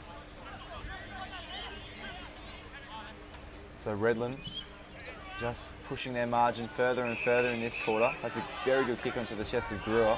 And he's got options. Puts it to the path of Hughes. Oh, and Estill just chopped off in front of him. Headland can rebound, little handball. That's Grayson. Ducking and weaving, back to Headland on the wing. Good kick, straight onto the chest of Backsteed. Ideally had this about 30 metres closer to goal. So he puts it long. Goldsmith's there. Just affects the spoil. Here's Brewer on ground level. Handball over the top. Should this be a goal? Of course it is. That's Nick Burton. And he kicks his first of the day. So that might just be the catalyst for Southport. They need a bit of momentum. And we've mentioned Brewer's size is a bit deceiving. How good was he there for a big fella to get the ball below his knees? Fed the handball out. I think he actually got rewarded for being a bit behind there. Williams led him to the ball, but fortuitously it fell for him, and just clean hands below his knees. It's a huge asset for a ruckman to have. Well, the feeling I get is whenever Hunter goes into the ruck for Redland, it's Brennan that follows him, but as soon as Hunter has a rest, they're willing to put Goldsmith in the middle. So they're really trying to get some reward for this Brewer matchup in the goal square. And it's about honours even with Williams at the moment. Williams has defended quite well. Good to hear the expert commentary coming from Will Ralston and Leon Dettering. Mark Kennedy here also with you as the ball back in the middle. With that one to Brennan. He's butted up well. His second efforts have been good, but this time it's Salter for Redlands bringing it away. Keller gets to it first. It's Mills just try to get it out of the way there. Plenty of players around the contest here. Redland's dangerous. Here's Cars. Just gets it forward. Hill gets a hand on it though, and it's only a point, but it was certainly on line. And chance for Redland to respond very quickly. And they bring it out. Hill. It's a good, solid kick. Oh. I'll tell you what. I like the fly, but that was nothing to do with the football. It was silly from Gymnastics at its best as Cars takes it forward, goes inside forward 50. The punch came from Thine there. Just gets it across, tries to keep it in. Keller, though, will just take it over and rush it and extend the margin once more by 1 to the Redland Bombers. Goal goes in. Once again, Redland can reload. Here's Cars again. Didn't look before he kicked it, but still almost ends up with Hughes. And now the ball centred, but onto the hands of Haslam. So Haslam, right in the defensive goal square, gets it out to Headland, who can relieve for the Southport Sharks. Gets it off to Mills. Not the most time to take it. And now Mills gets it off to Shreve. A series of short kicks just working this forward. Here's Grayson. Grayson goes long down the line, kicks it like a tracer to Burton. And Burton has the ball out of side wing. So Burton, just down the wing, he's got Regan Salter, and he's got Pope. Oh, needed to take that mark, did Pope.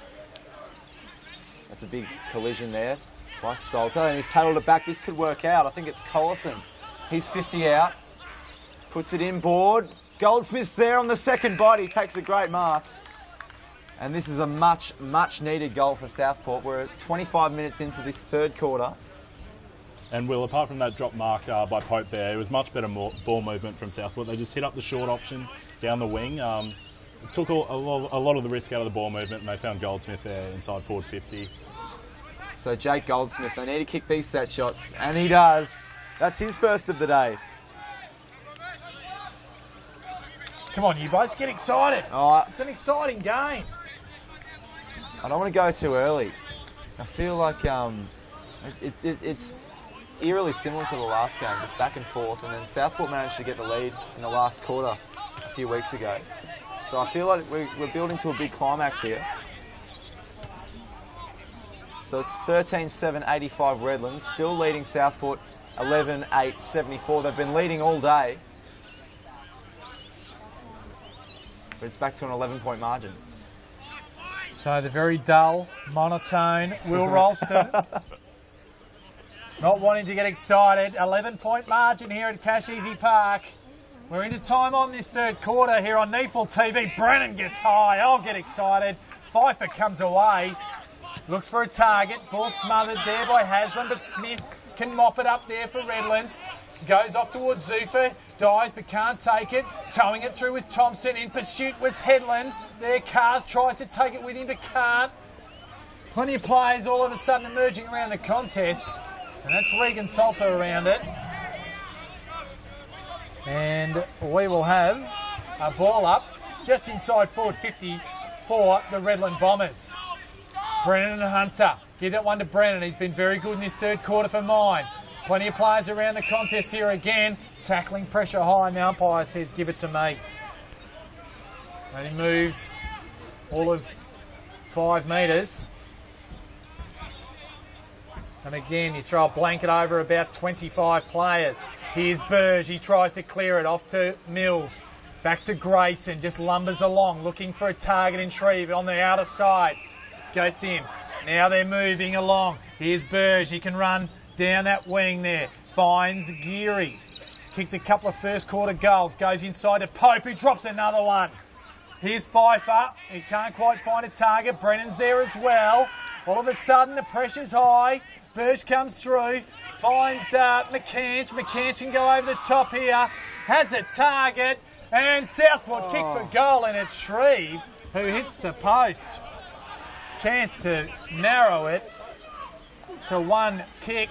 And now we're at 10 points as we see Redland bring it in. And here's Smith has the ball for the Redland Bombers in the back half of the ground. That was a brave kick out. Smith's able to make the most of it. So it's back to Williams, I think. So Williams, Brewer really pursuing him. Geary's there, but that's a good mark by Jones. And Williams kept running. That's really good by Adrian Williams. He's going to rebound out of 50. Puts it high to the wing. Hunter's there. Hunter goes up. It was Headland that got a big knee in the back. And Mills tries to work it out through Salter, but it's going to travel out of bounds. So the ball in right in front of us here. The Neefel commentary box. Would have been a Neefel TV mark of the day for mine from Hunter. So it's Brennan and Hunter. That's Passfield. It's going to go to Pfeiffer, and he can burst out of the clearance. Pfeiffer to Hughes. Isn't that a combination? Hughes, he can wind up from here. About 55 metres out, he'll have a kick. Puts it to a very dangerous position in the goal square. Did someone get a hand on it? Doesn't matter. Reece Estel, he kicks his third. That is a devastating blow for Southport, but gee, what a timely one for Redland. As Estel was able to kick his third goal, and Redland's 14th. And we just saw something we don't often see there from Southport. Todd Grayson, normally very safe in defence, just missed out there. Really needed to put that ball through, just didn't quite get enough hands on it, and it was Estel running into an open goal who added another for Redlands. So interesting there, Damien Stephen actually applied physical body pressure well before the ball came in, very cleverly, because it got Grayson actually off balance pretty early on before the ball arrived. Nothing illegal in it. However, just unsettled Grayson enough that he couldn't quite get enough on it, and the goal results. So 16 points the margin again. Redland work it forward. Here's Rees. Chance to try and find a target inside forward 50 and does. This is Damien Stephen, who we just talked about before. Did the work off the ball. Here's his chance to do the work with the ball. Push. A successful kick here will push the margin all of a sudden back out to 22 points. And you feel like, again, Southport's hard work would be undone.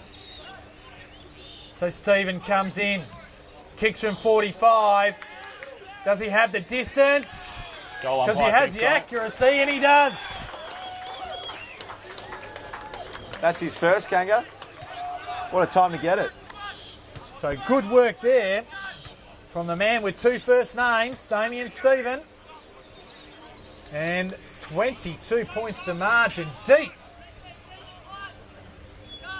in time on. Almost 30 minutes gone. Third quarter here at Casheezi Park, and it's 15-7-97 to 11-9-75. The Bombers just holding sway once again. It's a bit of frustration for Southport coach Matt Angus, isn't it? He just can't work out a way to get his side to get past that 9-10 point margin. Every time they get within a goal, just Redland's quick reply, and they're again out to a 22-point lead. Hunter wins it down. Big contest there. We'll probably have a replay. Liam, it's these junk time goals that have particularly killed them at the last 5 minutes of each quarter. That's when Redland have been able to find a passage to go bang, bang, bang. So it's a 4-goal lead to Redland once again. Heavy bump there by Thompson. Redland are able to win it away. That was Scott. Sent inside 50. Should be marked by Southport, and it is. Play on. That was Hill. Handballs backwards. So Shreve is going to be on at the end of this one. Good mark. Diving just in front of the boundary line. So we're over 30 minutes into this third quarter. Shreve down the line. Wells is there for Southport. It was the only one. Big contest from a few Redland players. So Wells is going to win this one. 2 Redland players still on the ground. Here we go. It opens up for Southport. Haslam on the end of the handball. Lands at his feet. Handballs back to Geary. Geary can't find anyone. And so it's going to be Cass that runs away with it. Thompson. Good spoil by Burton. And who's been cleaned up in this matchup here? So that was Hunter and Rogerson were the 2 that went down. Rogerson has shrugged the trainer off. And Hunter, and he's back up into it as well. So heavy contest though. So ball in. Goldsmith wins the clearance. Held off it there. Yeah, big pull of the jumper. But it doesn't matter. Pass field to Smith. He can put it just to the edge of the 50. Big shove out. Grayson gets away with one. Mills, good handball. And Southport might have one last roll of the dice here if there's enough time. This is Burge wearing the 42 instead of his usual 29. The captain, Jason Burge, he's got Goldsmith wide. Pope's running for him if he wants him. Not much presenting. Might just have to go down the line, Goldsmith. And he does. Mallon's there. Oh, and guess who? Rogerson has been superb floating across the defensive line. Well, I think Eddie Mallon's face said it all there, just to look at sheer frustration. Rogerson's just outplayed him 100% today. And was that a tactic? It was a kick for touch. Everybody knows Well that. That's what we come here for. But Rogerson, again, not quite as conventional as can be, but he's been fantastic today. So ball back in. Closing stages, third quarter. A big Smith, Andrew Smith that was. Here's Rees. Just runs it over the boundary line. With Salter and Thine in pursuit. And we'll have another throw in. So forward to centre. Just right in front of the coach's boxes for the Redland Bombers. Their attacking side. Brennan and Smith. Give that one to Brennan. Troutman's in there. And Troutman around the ball as the quarter finishes. And if he got his hands on it, would have been the 3rd time in a row he had the ball when the siren sounded. But enough for trivial stats, because let's get to the facts. And the facts are that Casheezi Park here, 3-quarter time, is the Redlands Bombers 15-7-97, leading the Southport Sharks 11-9-75. The margin by my abacus says 22 points. And Liam and Will, it's been a fascinating game and a fascinating quarter, that third one. Well, it's really followed a set formula, hasn't it, Kanga? Just we've seen throughout each quarter, Southport's got on top in the early stages, got within 10 points, but then Redland's just been able to push it back out and stay consistently around that 20-point margin. Just a real inability of Southport to get within a kick here, and it could come back to cost them in the last quarter. So, final words, can Southport challenge in this last quarter? Oh, well and truly. It's only a 4-goal lead, and they've kicked more than 4 goals in quarters so far. It was a high-scoring quarter, that one. And some multiple goal scorers for Redland. Hughes with 4, Estill 3, Thompson 2. And for Southport, it is Baxter 3, Geary and Brewer 2 apiece. So we'll be back here at Casheezi Park for the last quarter here on round 10 of NAFL TV.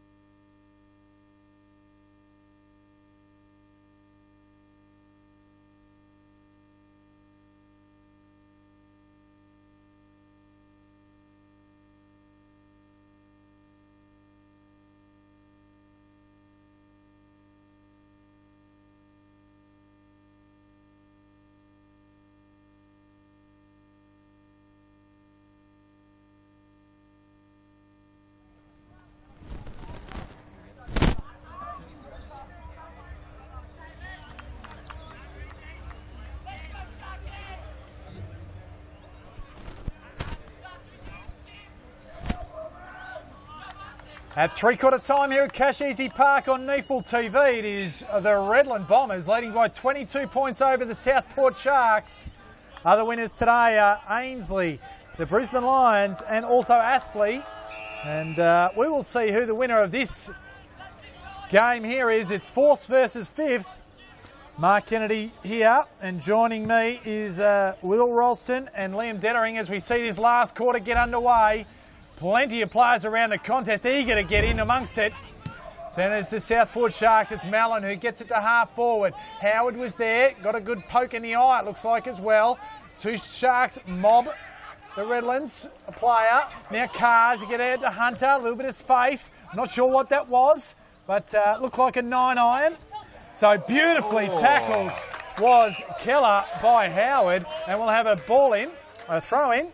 And welcome back to the call, Will. And in the break, you were just about going to tip Southport to come over the top. Not tip necessarily, but I think they're going to make a contest of it. But how was that for a statement for Brad Howard in front of the pavilion there?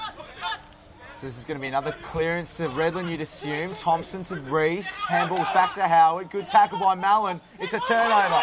Burge somehow works his way out of pressure. Handballs inboard. This is going to be Collison. Over the top of Smith, was it? The Brewer can't take the mark, and so Redland are going to work it out, but that is a rainmaker. He puts it very high. Underneath it is going to be Brennan. Couldn't take the mark.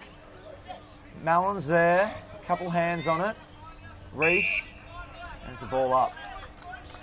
And Liam, what's your observation of this last quarter? Can Southport bring it home? Well, I certainly think Southport still have a few shots to fire, but it remains to be seen if they can get within that goal margin that we've banged on about all day. So Mallon cops one in the Melon, and he'll take to it. Start this quarter, Kangaroo. He's laid a couple of tackles. Doing the little things, so things off the ball. So Wells, poor kick.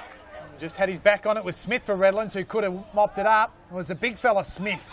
The other Smith had to come through. Here's Mellon again. Good intensity. Kicks it up high. The big boy Brewer's there. Salter's there for Redlands. Tries to work it through. Coming through there was Burton. Can he get his hands up?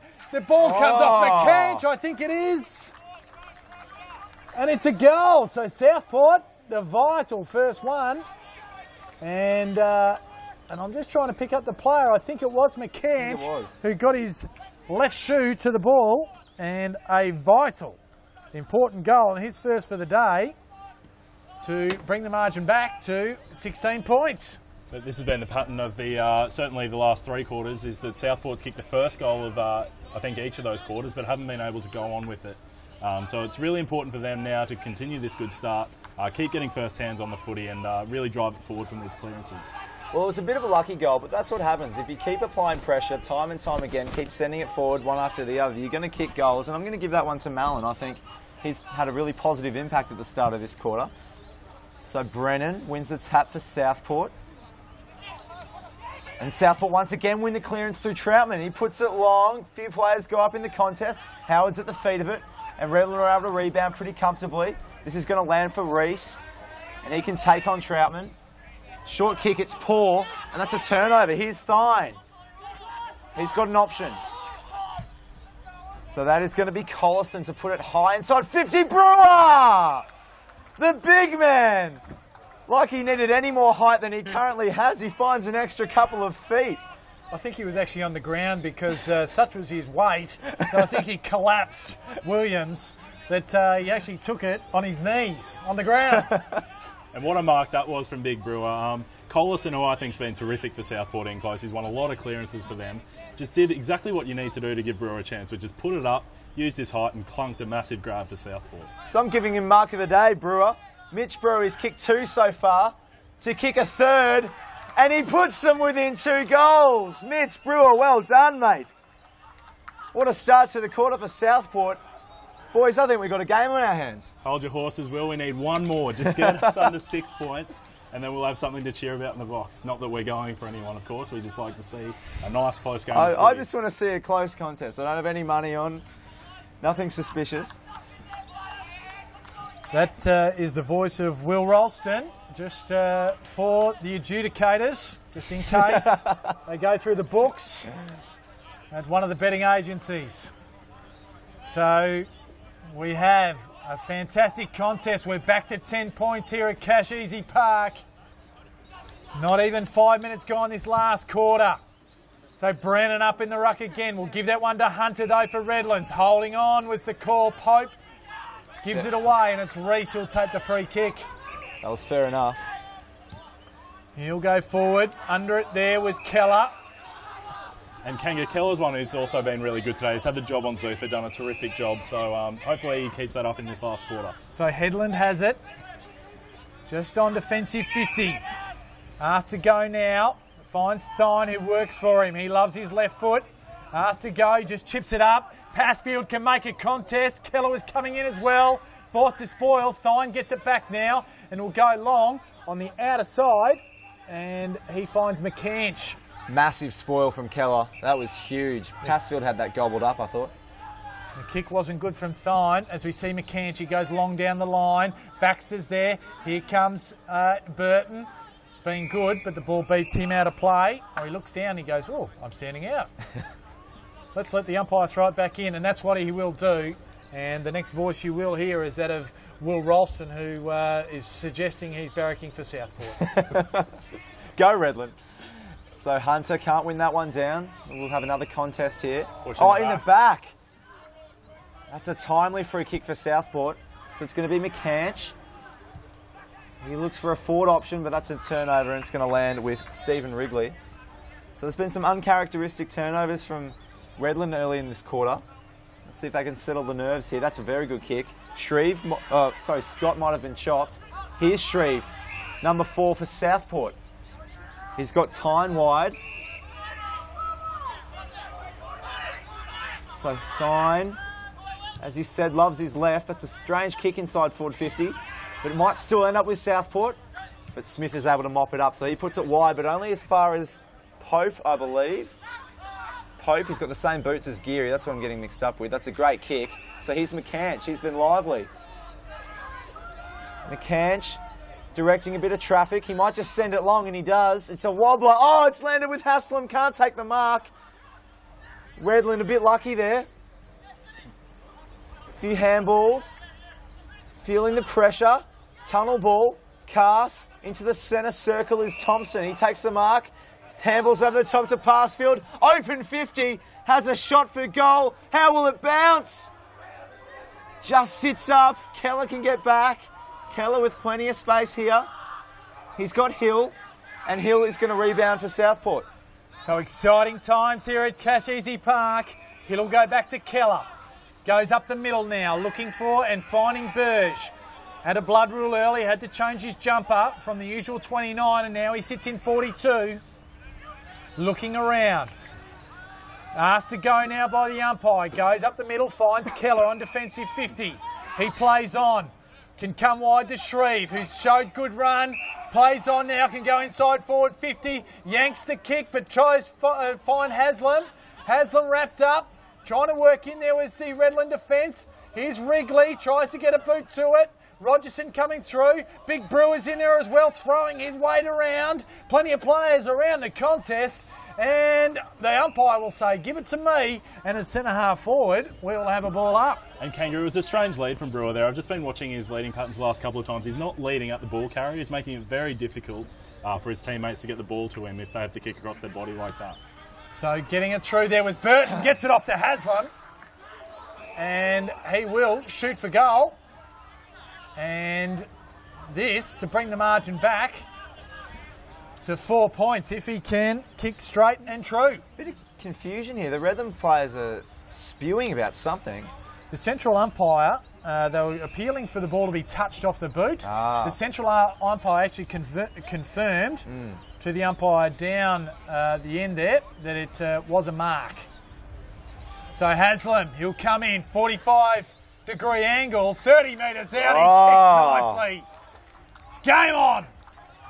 And that's the goal we were talking about. They haven't been able to close within a goal all day, but here we go. 4 points in it. About 10 minutes gone in the last quarter, and we have a real contest on our hands, as we have all day, but now the scoreboard is well and truly reflecting that, Kangaroo. So 3 last quarter goals to Southport. Redland yet to respond. And we have an absolute belter on our hands here out at Casheezi Park. Well, like I said, the last time these two teams played, it was about a month ago. The lead swapped back and forth in the last quarter and Redland's cool heads prevailed. They're a very disciplined team. They're not going to panic by any means, but Southport really want to get the lead. They haven't led at any point today. So this is going to be another ball up right in the heart of the centre circle. Some good matchups from Matt Angus in terms of changing a few things around since half-time as well. Smith flies high but can't win it to anyone in particular. And I think Goldsmith into the ruck is probably one of those, and in particular when Andrew Smith comes in the ruck for Redlands. So Goldsmith and Smith once again. One there by Reese. Thompson's there, but it's Mallon once again, breaks the tackle, handballs back, he's under pressure, he's thine, sells a few dummies. Onto the left, that's a good kick, finds a bit of space. You know, I don't think that was his intended target, Will, but it turned out quite nicely there off the outside of the McCanch, what a mark. Well done, Scott. And he's got Pfeiffer wide. McCanch has sent a few of those bullets inside forward 50, hasn't really paid off. So Pfeiffer down the line, that's a very good kick to Thompson, but he can't take it. And Grayson carries it over the boundary line, so we get another ball in right in front of us here. So tense times. Here, 10 minutes gone, and we're a bit over. Here in this last quarter, Casheezi Park, 4 points the margin to Redland. Neefel TV round 10. Glad you could join us as we see a pack of players. Shreve, Grayson, 2, 3, 4 were the numbers involved in that tackle. So Andrew Smith gets up high. Salter's dispossessed. Pfeiffer's met heavily by Shreve, and we'll have another throw in. It's only when you're 10 metres away can you appreciate the impact of some of those tackles. That was massive from Luke Shreve. Now Mike, you could probably hear the contact happen. So Smith and Goldsmith. Goldsmith, you'd give that one to him. Troutman, here's Mallon, weaving, dodging, just dinking one over the top there. Collison just took it in front of Wrigley. Brilliant by Mallon. They've worked it to half forward. Collison goes up towards the big man, Brewer. Rogerson was in front there. Haslam roved it beautifully. The handball wasn't quite on the money, though, to Burton. And they could have run in had the handball been on the money. But just the wrong option. Shot for goal. Wrong option by Rogerson there. I know he had front position, but just safety first in these kind of times. Just should have put the 2 fists on it and belted it clear. Nearly resulted in a goal there. So Brewer took it out of the air there. Baxter kicks it. Oh! A good snap, and for the first time today, Southport hit the front. That is Josh Baxter, his 4th for today. 1 in the first, 2 in the third, and a 1 in the last here to take them to the front. 13 minutes gone here at Casheezi Park, and the Sharks by 2 points. 15-9.99, Redland 15-7.97. And Will, I certainly think you're onto something at 3/4 time here. You sort of tipped them coming back. We didn't quite think they'd do it so quickly, but now they've got the 2-point lead. Challenge thrown back to Redlands to respond. And how will they do it? They've got some prime movers in the middle now. They've moved Salter, who spent so much of the season off half-back. He's gone in the middle. And they've also got Phil Cass in there. So let's see how they go from this clearance. Between Salter, Cass and Reese, that's almost the best midfield matchup for Redland as Smith wins the clearance, but good mark by Headland. So Headland for Southport. Handballs back to Grayson. This would be a Stephen Bradbury performance if Southport were able to get up. That's a good kick to Nick Burton. And they're happy to control the tempo now. Now that they've got the lead, it's a different ball game. Mills. Dangerous tactics though, Will, just to try and hang on with so much time remaining in the game. Oh, could that be 50? No. Umpire shows a bit of sympathy. So this is Goldsmith. Yeah, far too early to be parking the bus. We're not even 15 minutes in. So Goldsmith on the wing. This will be a contest. No one touches it, so it's going to be Lovett out the back. He's got Cass. Dinky little handball to Cass over the top. That's well done by Redland, but it's gone out of bounds. So this is a dangerous position here, this boundary throw-in for Southport. I'm just not looking quite as fluent, Redlands, when they're just moving the ball all of a sudden. They've been held up. And again, Just stemming the tide. Goldsmith and Smith. Smith got it over the back there, so they're able to clear it, Redland. So open spaces, so the foot race.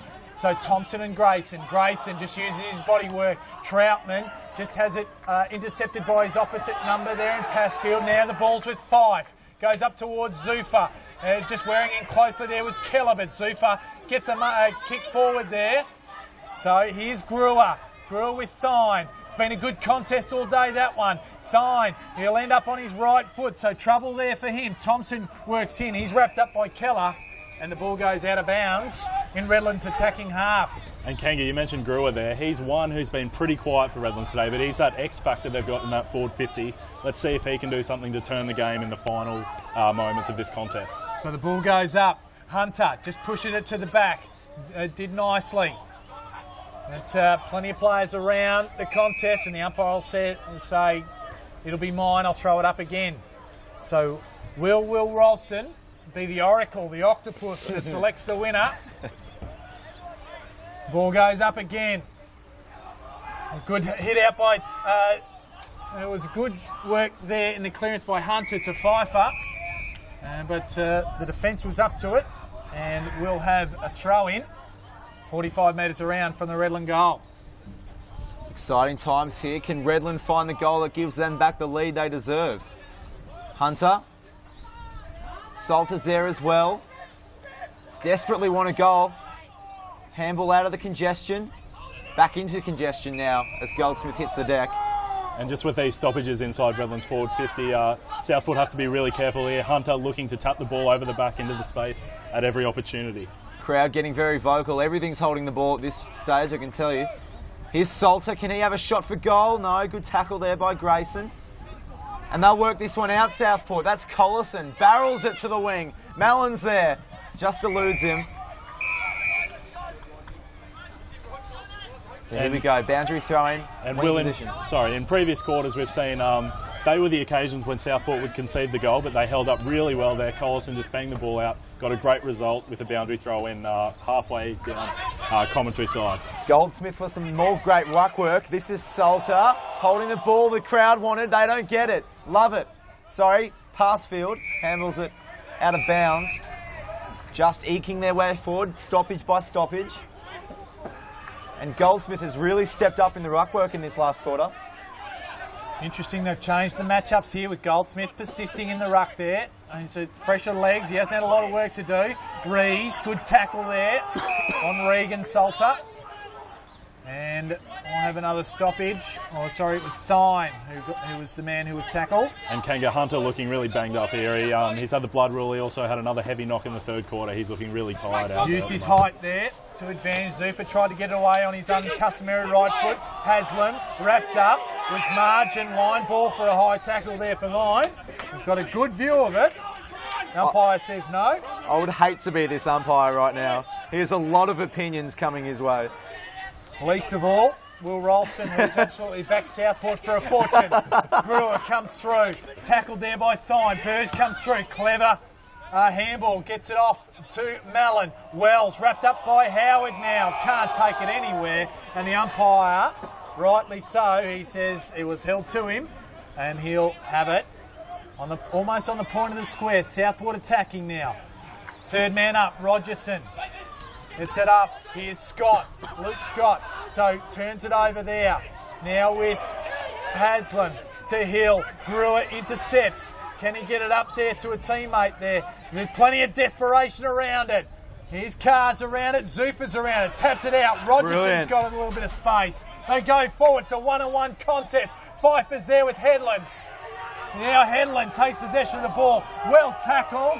And the umpire again will say ball it up. And again, we will see plenty of players just heading to this contest.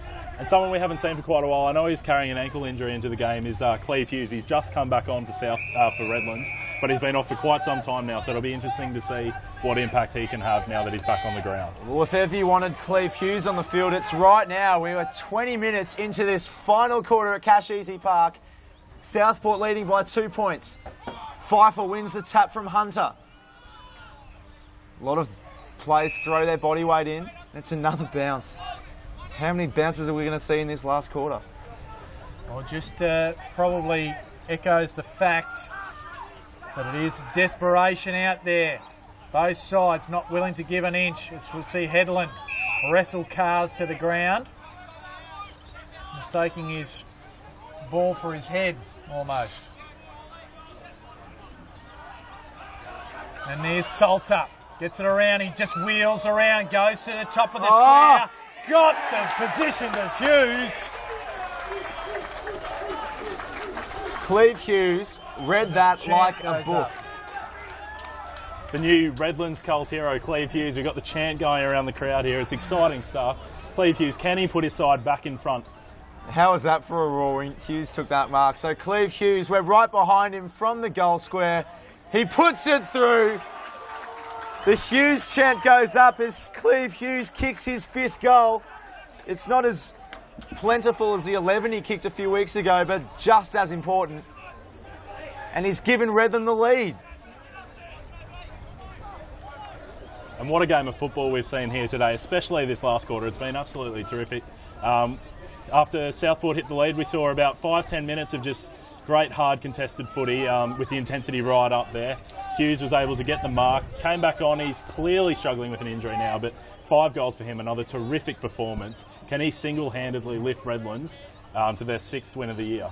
And the kick from Salter was superb as well. We've got to touch on that. Just where Hughes wanted it. So Brennan, no one can get a hand on it. Hunter was there as well. This is going to be Collison. Haslam, handballs back. A few handballs well done by Southport. Goes back to Mills. Inside defensive 50, he's got Pope wide. It's going to be downfield. The crowd don't like it, doesn't matter. Pope, back to Collison. Good mark in front of Howard. Thought there was going to be a collision. Collison inside 50, it's all Sharks. Passfield's there, as is Lovett. Handballs, oh, it's been intercepted. Here we go, here's Haslam. Contested footy, it's going to be a ball up. Very dangerous position now, 30 metres out from Southport's goal. And Will, how good was Rogerson there? Just with courage, came back, got the spoil in again. He's done it time and time again today. Could that be crucial in the outcome of the game? So Hunter had the better brew in that contest. Ball back into the middle of the ground. Estel, haven't seen much of him this quarter. Just flips it up now. Gets it to Gruer, who kicks on the outside of his foot. So space here for the Bombers. There's Hughes, but pushing back there is Redland. He goes to mop it up and goes wide and looks for McCanch at half back. Brilliant by Hill running back with the flight against Hughes. Intercepting there. I'll just pick up who that one was. It might be Rogerson, is it? Or Tyler Jones, I think it is. He goes forward and finds Pfeiffer. Pfeiffer can kick and absolutely butchers it to Keller. So horrible turnover. And they're out here if they move the ball quickly. Away, and Thine can give it to Troutman. Very un-Pfeiffer-like was that turnover. Troutman right in front of us here. This is Grayson.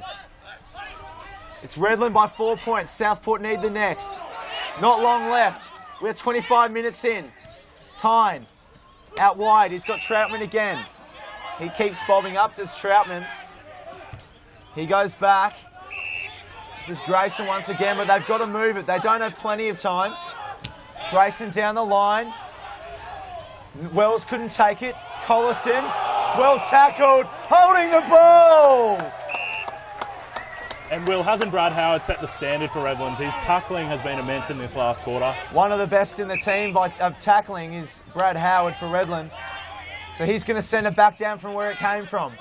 But it's all Sharks here. Brennan with the headband on. Kicks it inboard. This is Burge, the captain. Oh, he played for 50. He was never going to get it. So Pfeiffer on the mark. Burge switches it across the ground. This is Redland. And he's got Hill as a target. So Hill gets in the middle of the ground. He plays on. Smith was hot in pursuit. Goes over Big Brewer's head. Didn't quite have the agility. Here's Zufa. Oh. Goes off the ground. Went with the right. Should have gone with the left. Well, he got a bit of World Cup fever there, I think, Zufa. So Wells. Poor kick. Rogerson got a fist on it. Here's Zufa.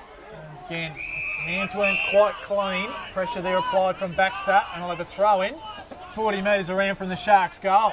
And that's certainly one move that Greg Seaton-Lonsdale has made that seems to be having a calming effect. They've moved Zuffa around the ball. We know how good he is. He's had AFL experience. He's just given them a bit of composure, and that could be another key factor in the outcome of this match. So, Big Smith goes in the ruck. There's Brennan. Just whips it away. Passfield.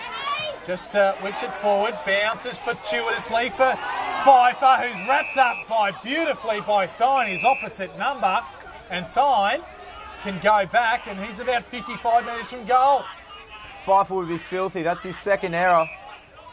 As Thine puts it wide. Brewer's the target. Was he pushed out? Umpire says no. Baxter's there. Can't keep his feet. Well worked out by Smith. It's going to land for Hughes. Hughes has got some runners. Handball's inboard. Redland are going to work this out. Smith's there. Little chip over the top, but it's all Sharks here. Geary's going to run back.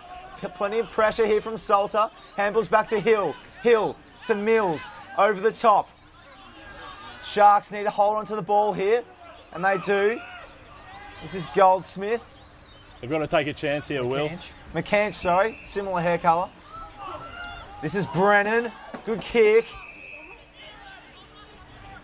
Brennan with his Rambo headband. Hunter's just come on as well. He's acting as a loose man in defence. He's manning up on Brewer with Williams down there at the moment. Oh, one of them had to take it. It's a shot at goal. It goes through. Can you believe it? I think it's Grayson. Todd Grayson on the right.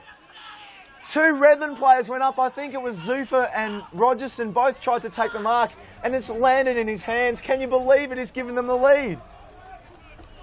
Todd Grayson, his first goal of the game. It is Redland 16-7, 103 now, trailing Southport 16-9, 105. And Will, we've had 3 lead changes today, and they've all been in this last quarter. It's been a ripper of a quarter. Just going to see if Southport can hold on here. It seems like neither team wants the lead until the final siren. It's sort of putting an extra bit of pressure on them, and they haven't been able to stand up to it as yet, Kango. So ball back in the middle. Goldsmith and Hunter. You give that one clearly to Hunter. Desperation time. And plenty of players around this contest as we reach the final stages, heading towards the conclusion of this game. It's been a beauty. 27 minutes gone, Kanga. Ball up again. Hunter again. Salter for Redlands. Dragged off it. He gets up again and goes again. Mallon's around the contest. Plenty of players around there. Hunter just dinks it forward. Inside forward 50. Hughes is there for Southport. They try to clear now. There was Regan Salter there. Passfield's in the way now. Mallon's there as well. Howard in around the contest as well. Ball, plenty of players.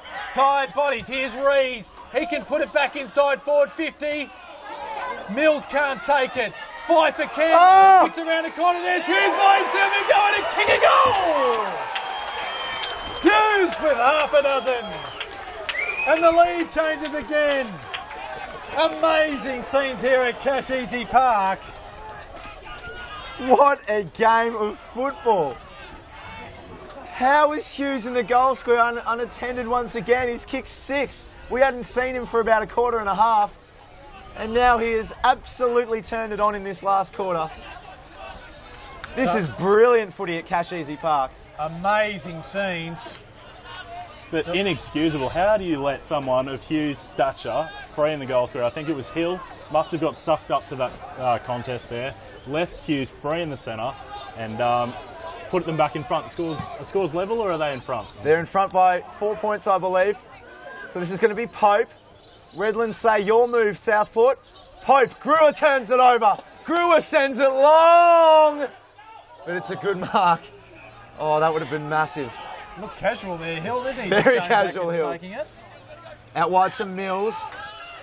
Mills looks for a target. Mallon's there. Brewer with the slips catch. So Brewer, what can he do? Sends it long inside 50. Dangerous position, top of the square. That's a great defensive mark. I think it's McCanch. He's got his captain in Burge. Salter, sorry. So Burge out wide. He wanted Grayson, won't find him. This is Smith. Smith, he's got Jones running for him if he wants him. There he is. So this is Tyler Jones. Chips inside to Cast. the captain cast. He's 60 metres out. He'll send it inside 50. So it's going to be Brad Howard. No, Andrew Scott, I think. Andrew Scott, the pressure's getting to me as well. So Andrew Scott, do you think he'll have a shot from near Kanga? Yes. In a word? Yes. No, I think he will. He's certainly shaping back that he will, and I think when the opportunity arises to put the icing on the cake, you'd certainly look to take it. Well, he's certainly got the experience, Kanga. I back him every day of the week to kick this one. So 2-point lead to Redland. It's not going to make the distance. Touched by a couple of hands. Estel's there. No, Southport are going to work it out just. Here is Salter. Sells the dummy. Tries to get outside 50. Mallon's there. It's going to end up with Mallon. Takes on the tackler. Mallon does brilliantly. Handballs over the top. Here's Geary. Now here's Collison. Collison can run. Big Brewer. Mitch Brewer. Can't take the mark. Here comes Shreve. It's going to be rebounded by Redland. That's Williams. Puts it high. Mallon's there. Was he worked out of it by Reese? Umpire says no. Geary takes on Passfield. Geary works the hands free. Mallon. He's got Burge, the captain. Pursued by the other captain cast. Burge. Too much. And it's been... Oh, and there's the siren. What a game. What an incredible game of Neefle. The crowd love it. The players embrace. There are bodies on the ground everywhere. What a tiring game of football. Congratulations to Redland. They have run out 4-point winners. That was sensational, Kanga. Certainly was, and it's had everybody with their hearts in their mouth from both sides. Right the way through this last quarter after Southport kicked the first 3 goals of that last quarter. And from then on, it was just seesaw action. And I'm not really adding anything to what we've seen today, but clearly 2 of the top Queensland sides, clearly both will be featuring the finals. That was a finals-like game. The intensity was immense from both players. And how about Josh Smith's ears? I barely heard that siren over the noise in the crowd, but he picked it up straight away, and the excitement in their face after the game shows what it means to them. A big scalp here today as they claim their 2nd victory in 3 games over... the 2 games they played over Southport, they've won both. But obviously, yeah, a great game, as you mentioned, Kanga. Yeah, amazing scene. So 17-7, 109. Redland victors over Southport. 16-9, 105. So 4 points the margin. It was fast, frenetic, in tight, and the intensity was high when it really needed to be. We might just ask Will just to run us through the goal kickers, or the major goal kickers to finish, and then we'll wrap up Neefle TV round 10. Well, we have Cleve Hughes. I think he kicked 4 in the first half. Didn't see him again until the last 10 minutes where he kicked 2 more, so he ended up on 6. Esther with 3, Thompson with 2, and a few singles. Zufa kicked 2 as well, sorry. Whereas for Southport, it was Josh Baxter with 4, Mitch Brewer with 3, and Geary with 2. But some of the best players for me, I'm going to give my 3 votes to Rogerson in defence. I think he was superb all day. Certainly his first 3 quarters were excellent. I thought Brad Howard, particularly in that last quarter, was excellent. Really set the tone for Redland. For Southport, I thought Collison was terrific in the middle. Keller did a brilliant job down back on Zufa for much of the day. And Kanga close us out. Well, what we are seeing is we're seeing the appreciation of the crowd here at Casheezi Park. In this instance, I'd say for both teams, but certainly the home crowd ecstatic for the Redland Bombers that they could turn it on and post a 4-point victory. On behalf of myself, Mark Kennedy, along with Will Ralston and Liam Dettering, we'll sign off from Neefle TV round 10 and look forward to bringing you more exciting Neefle action.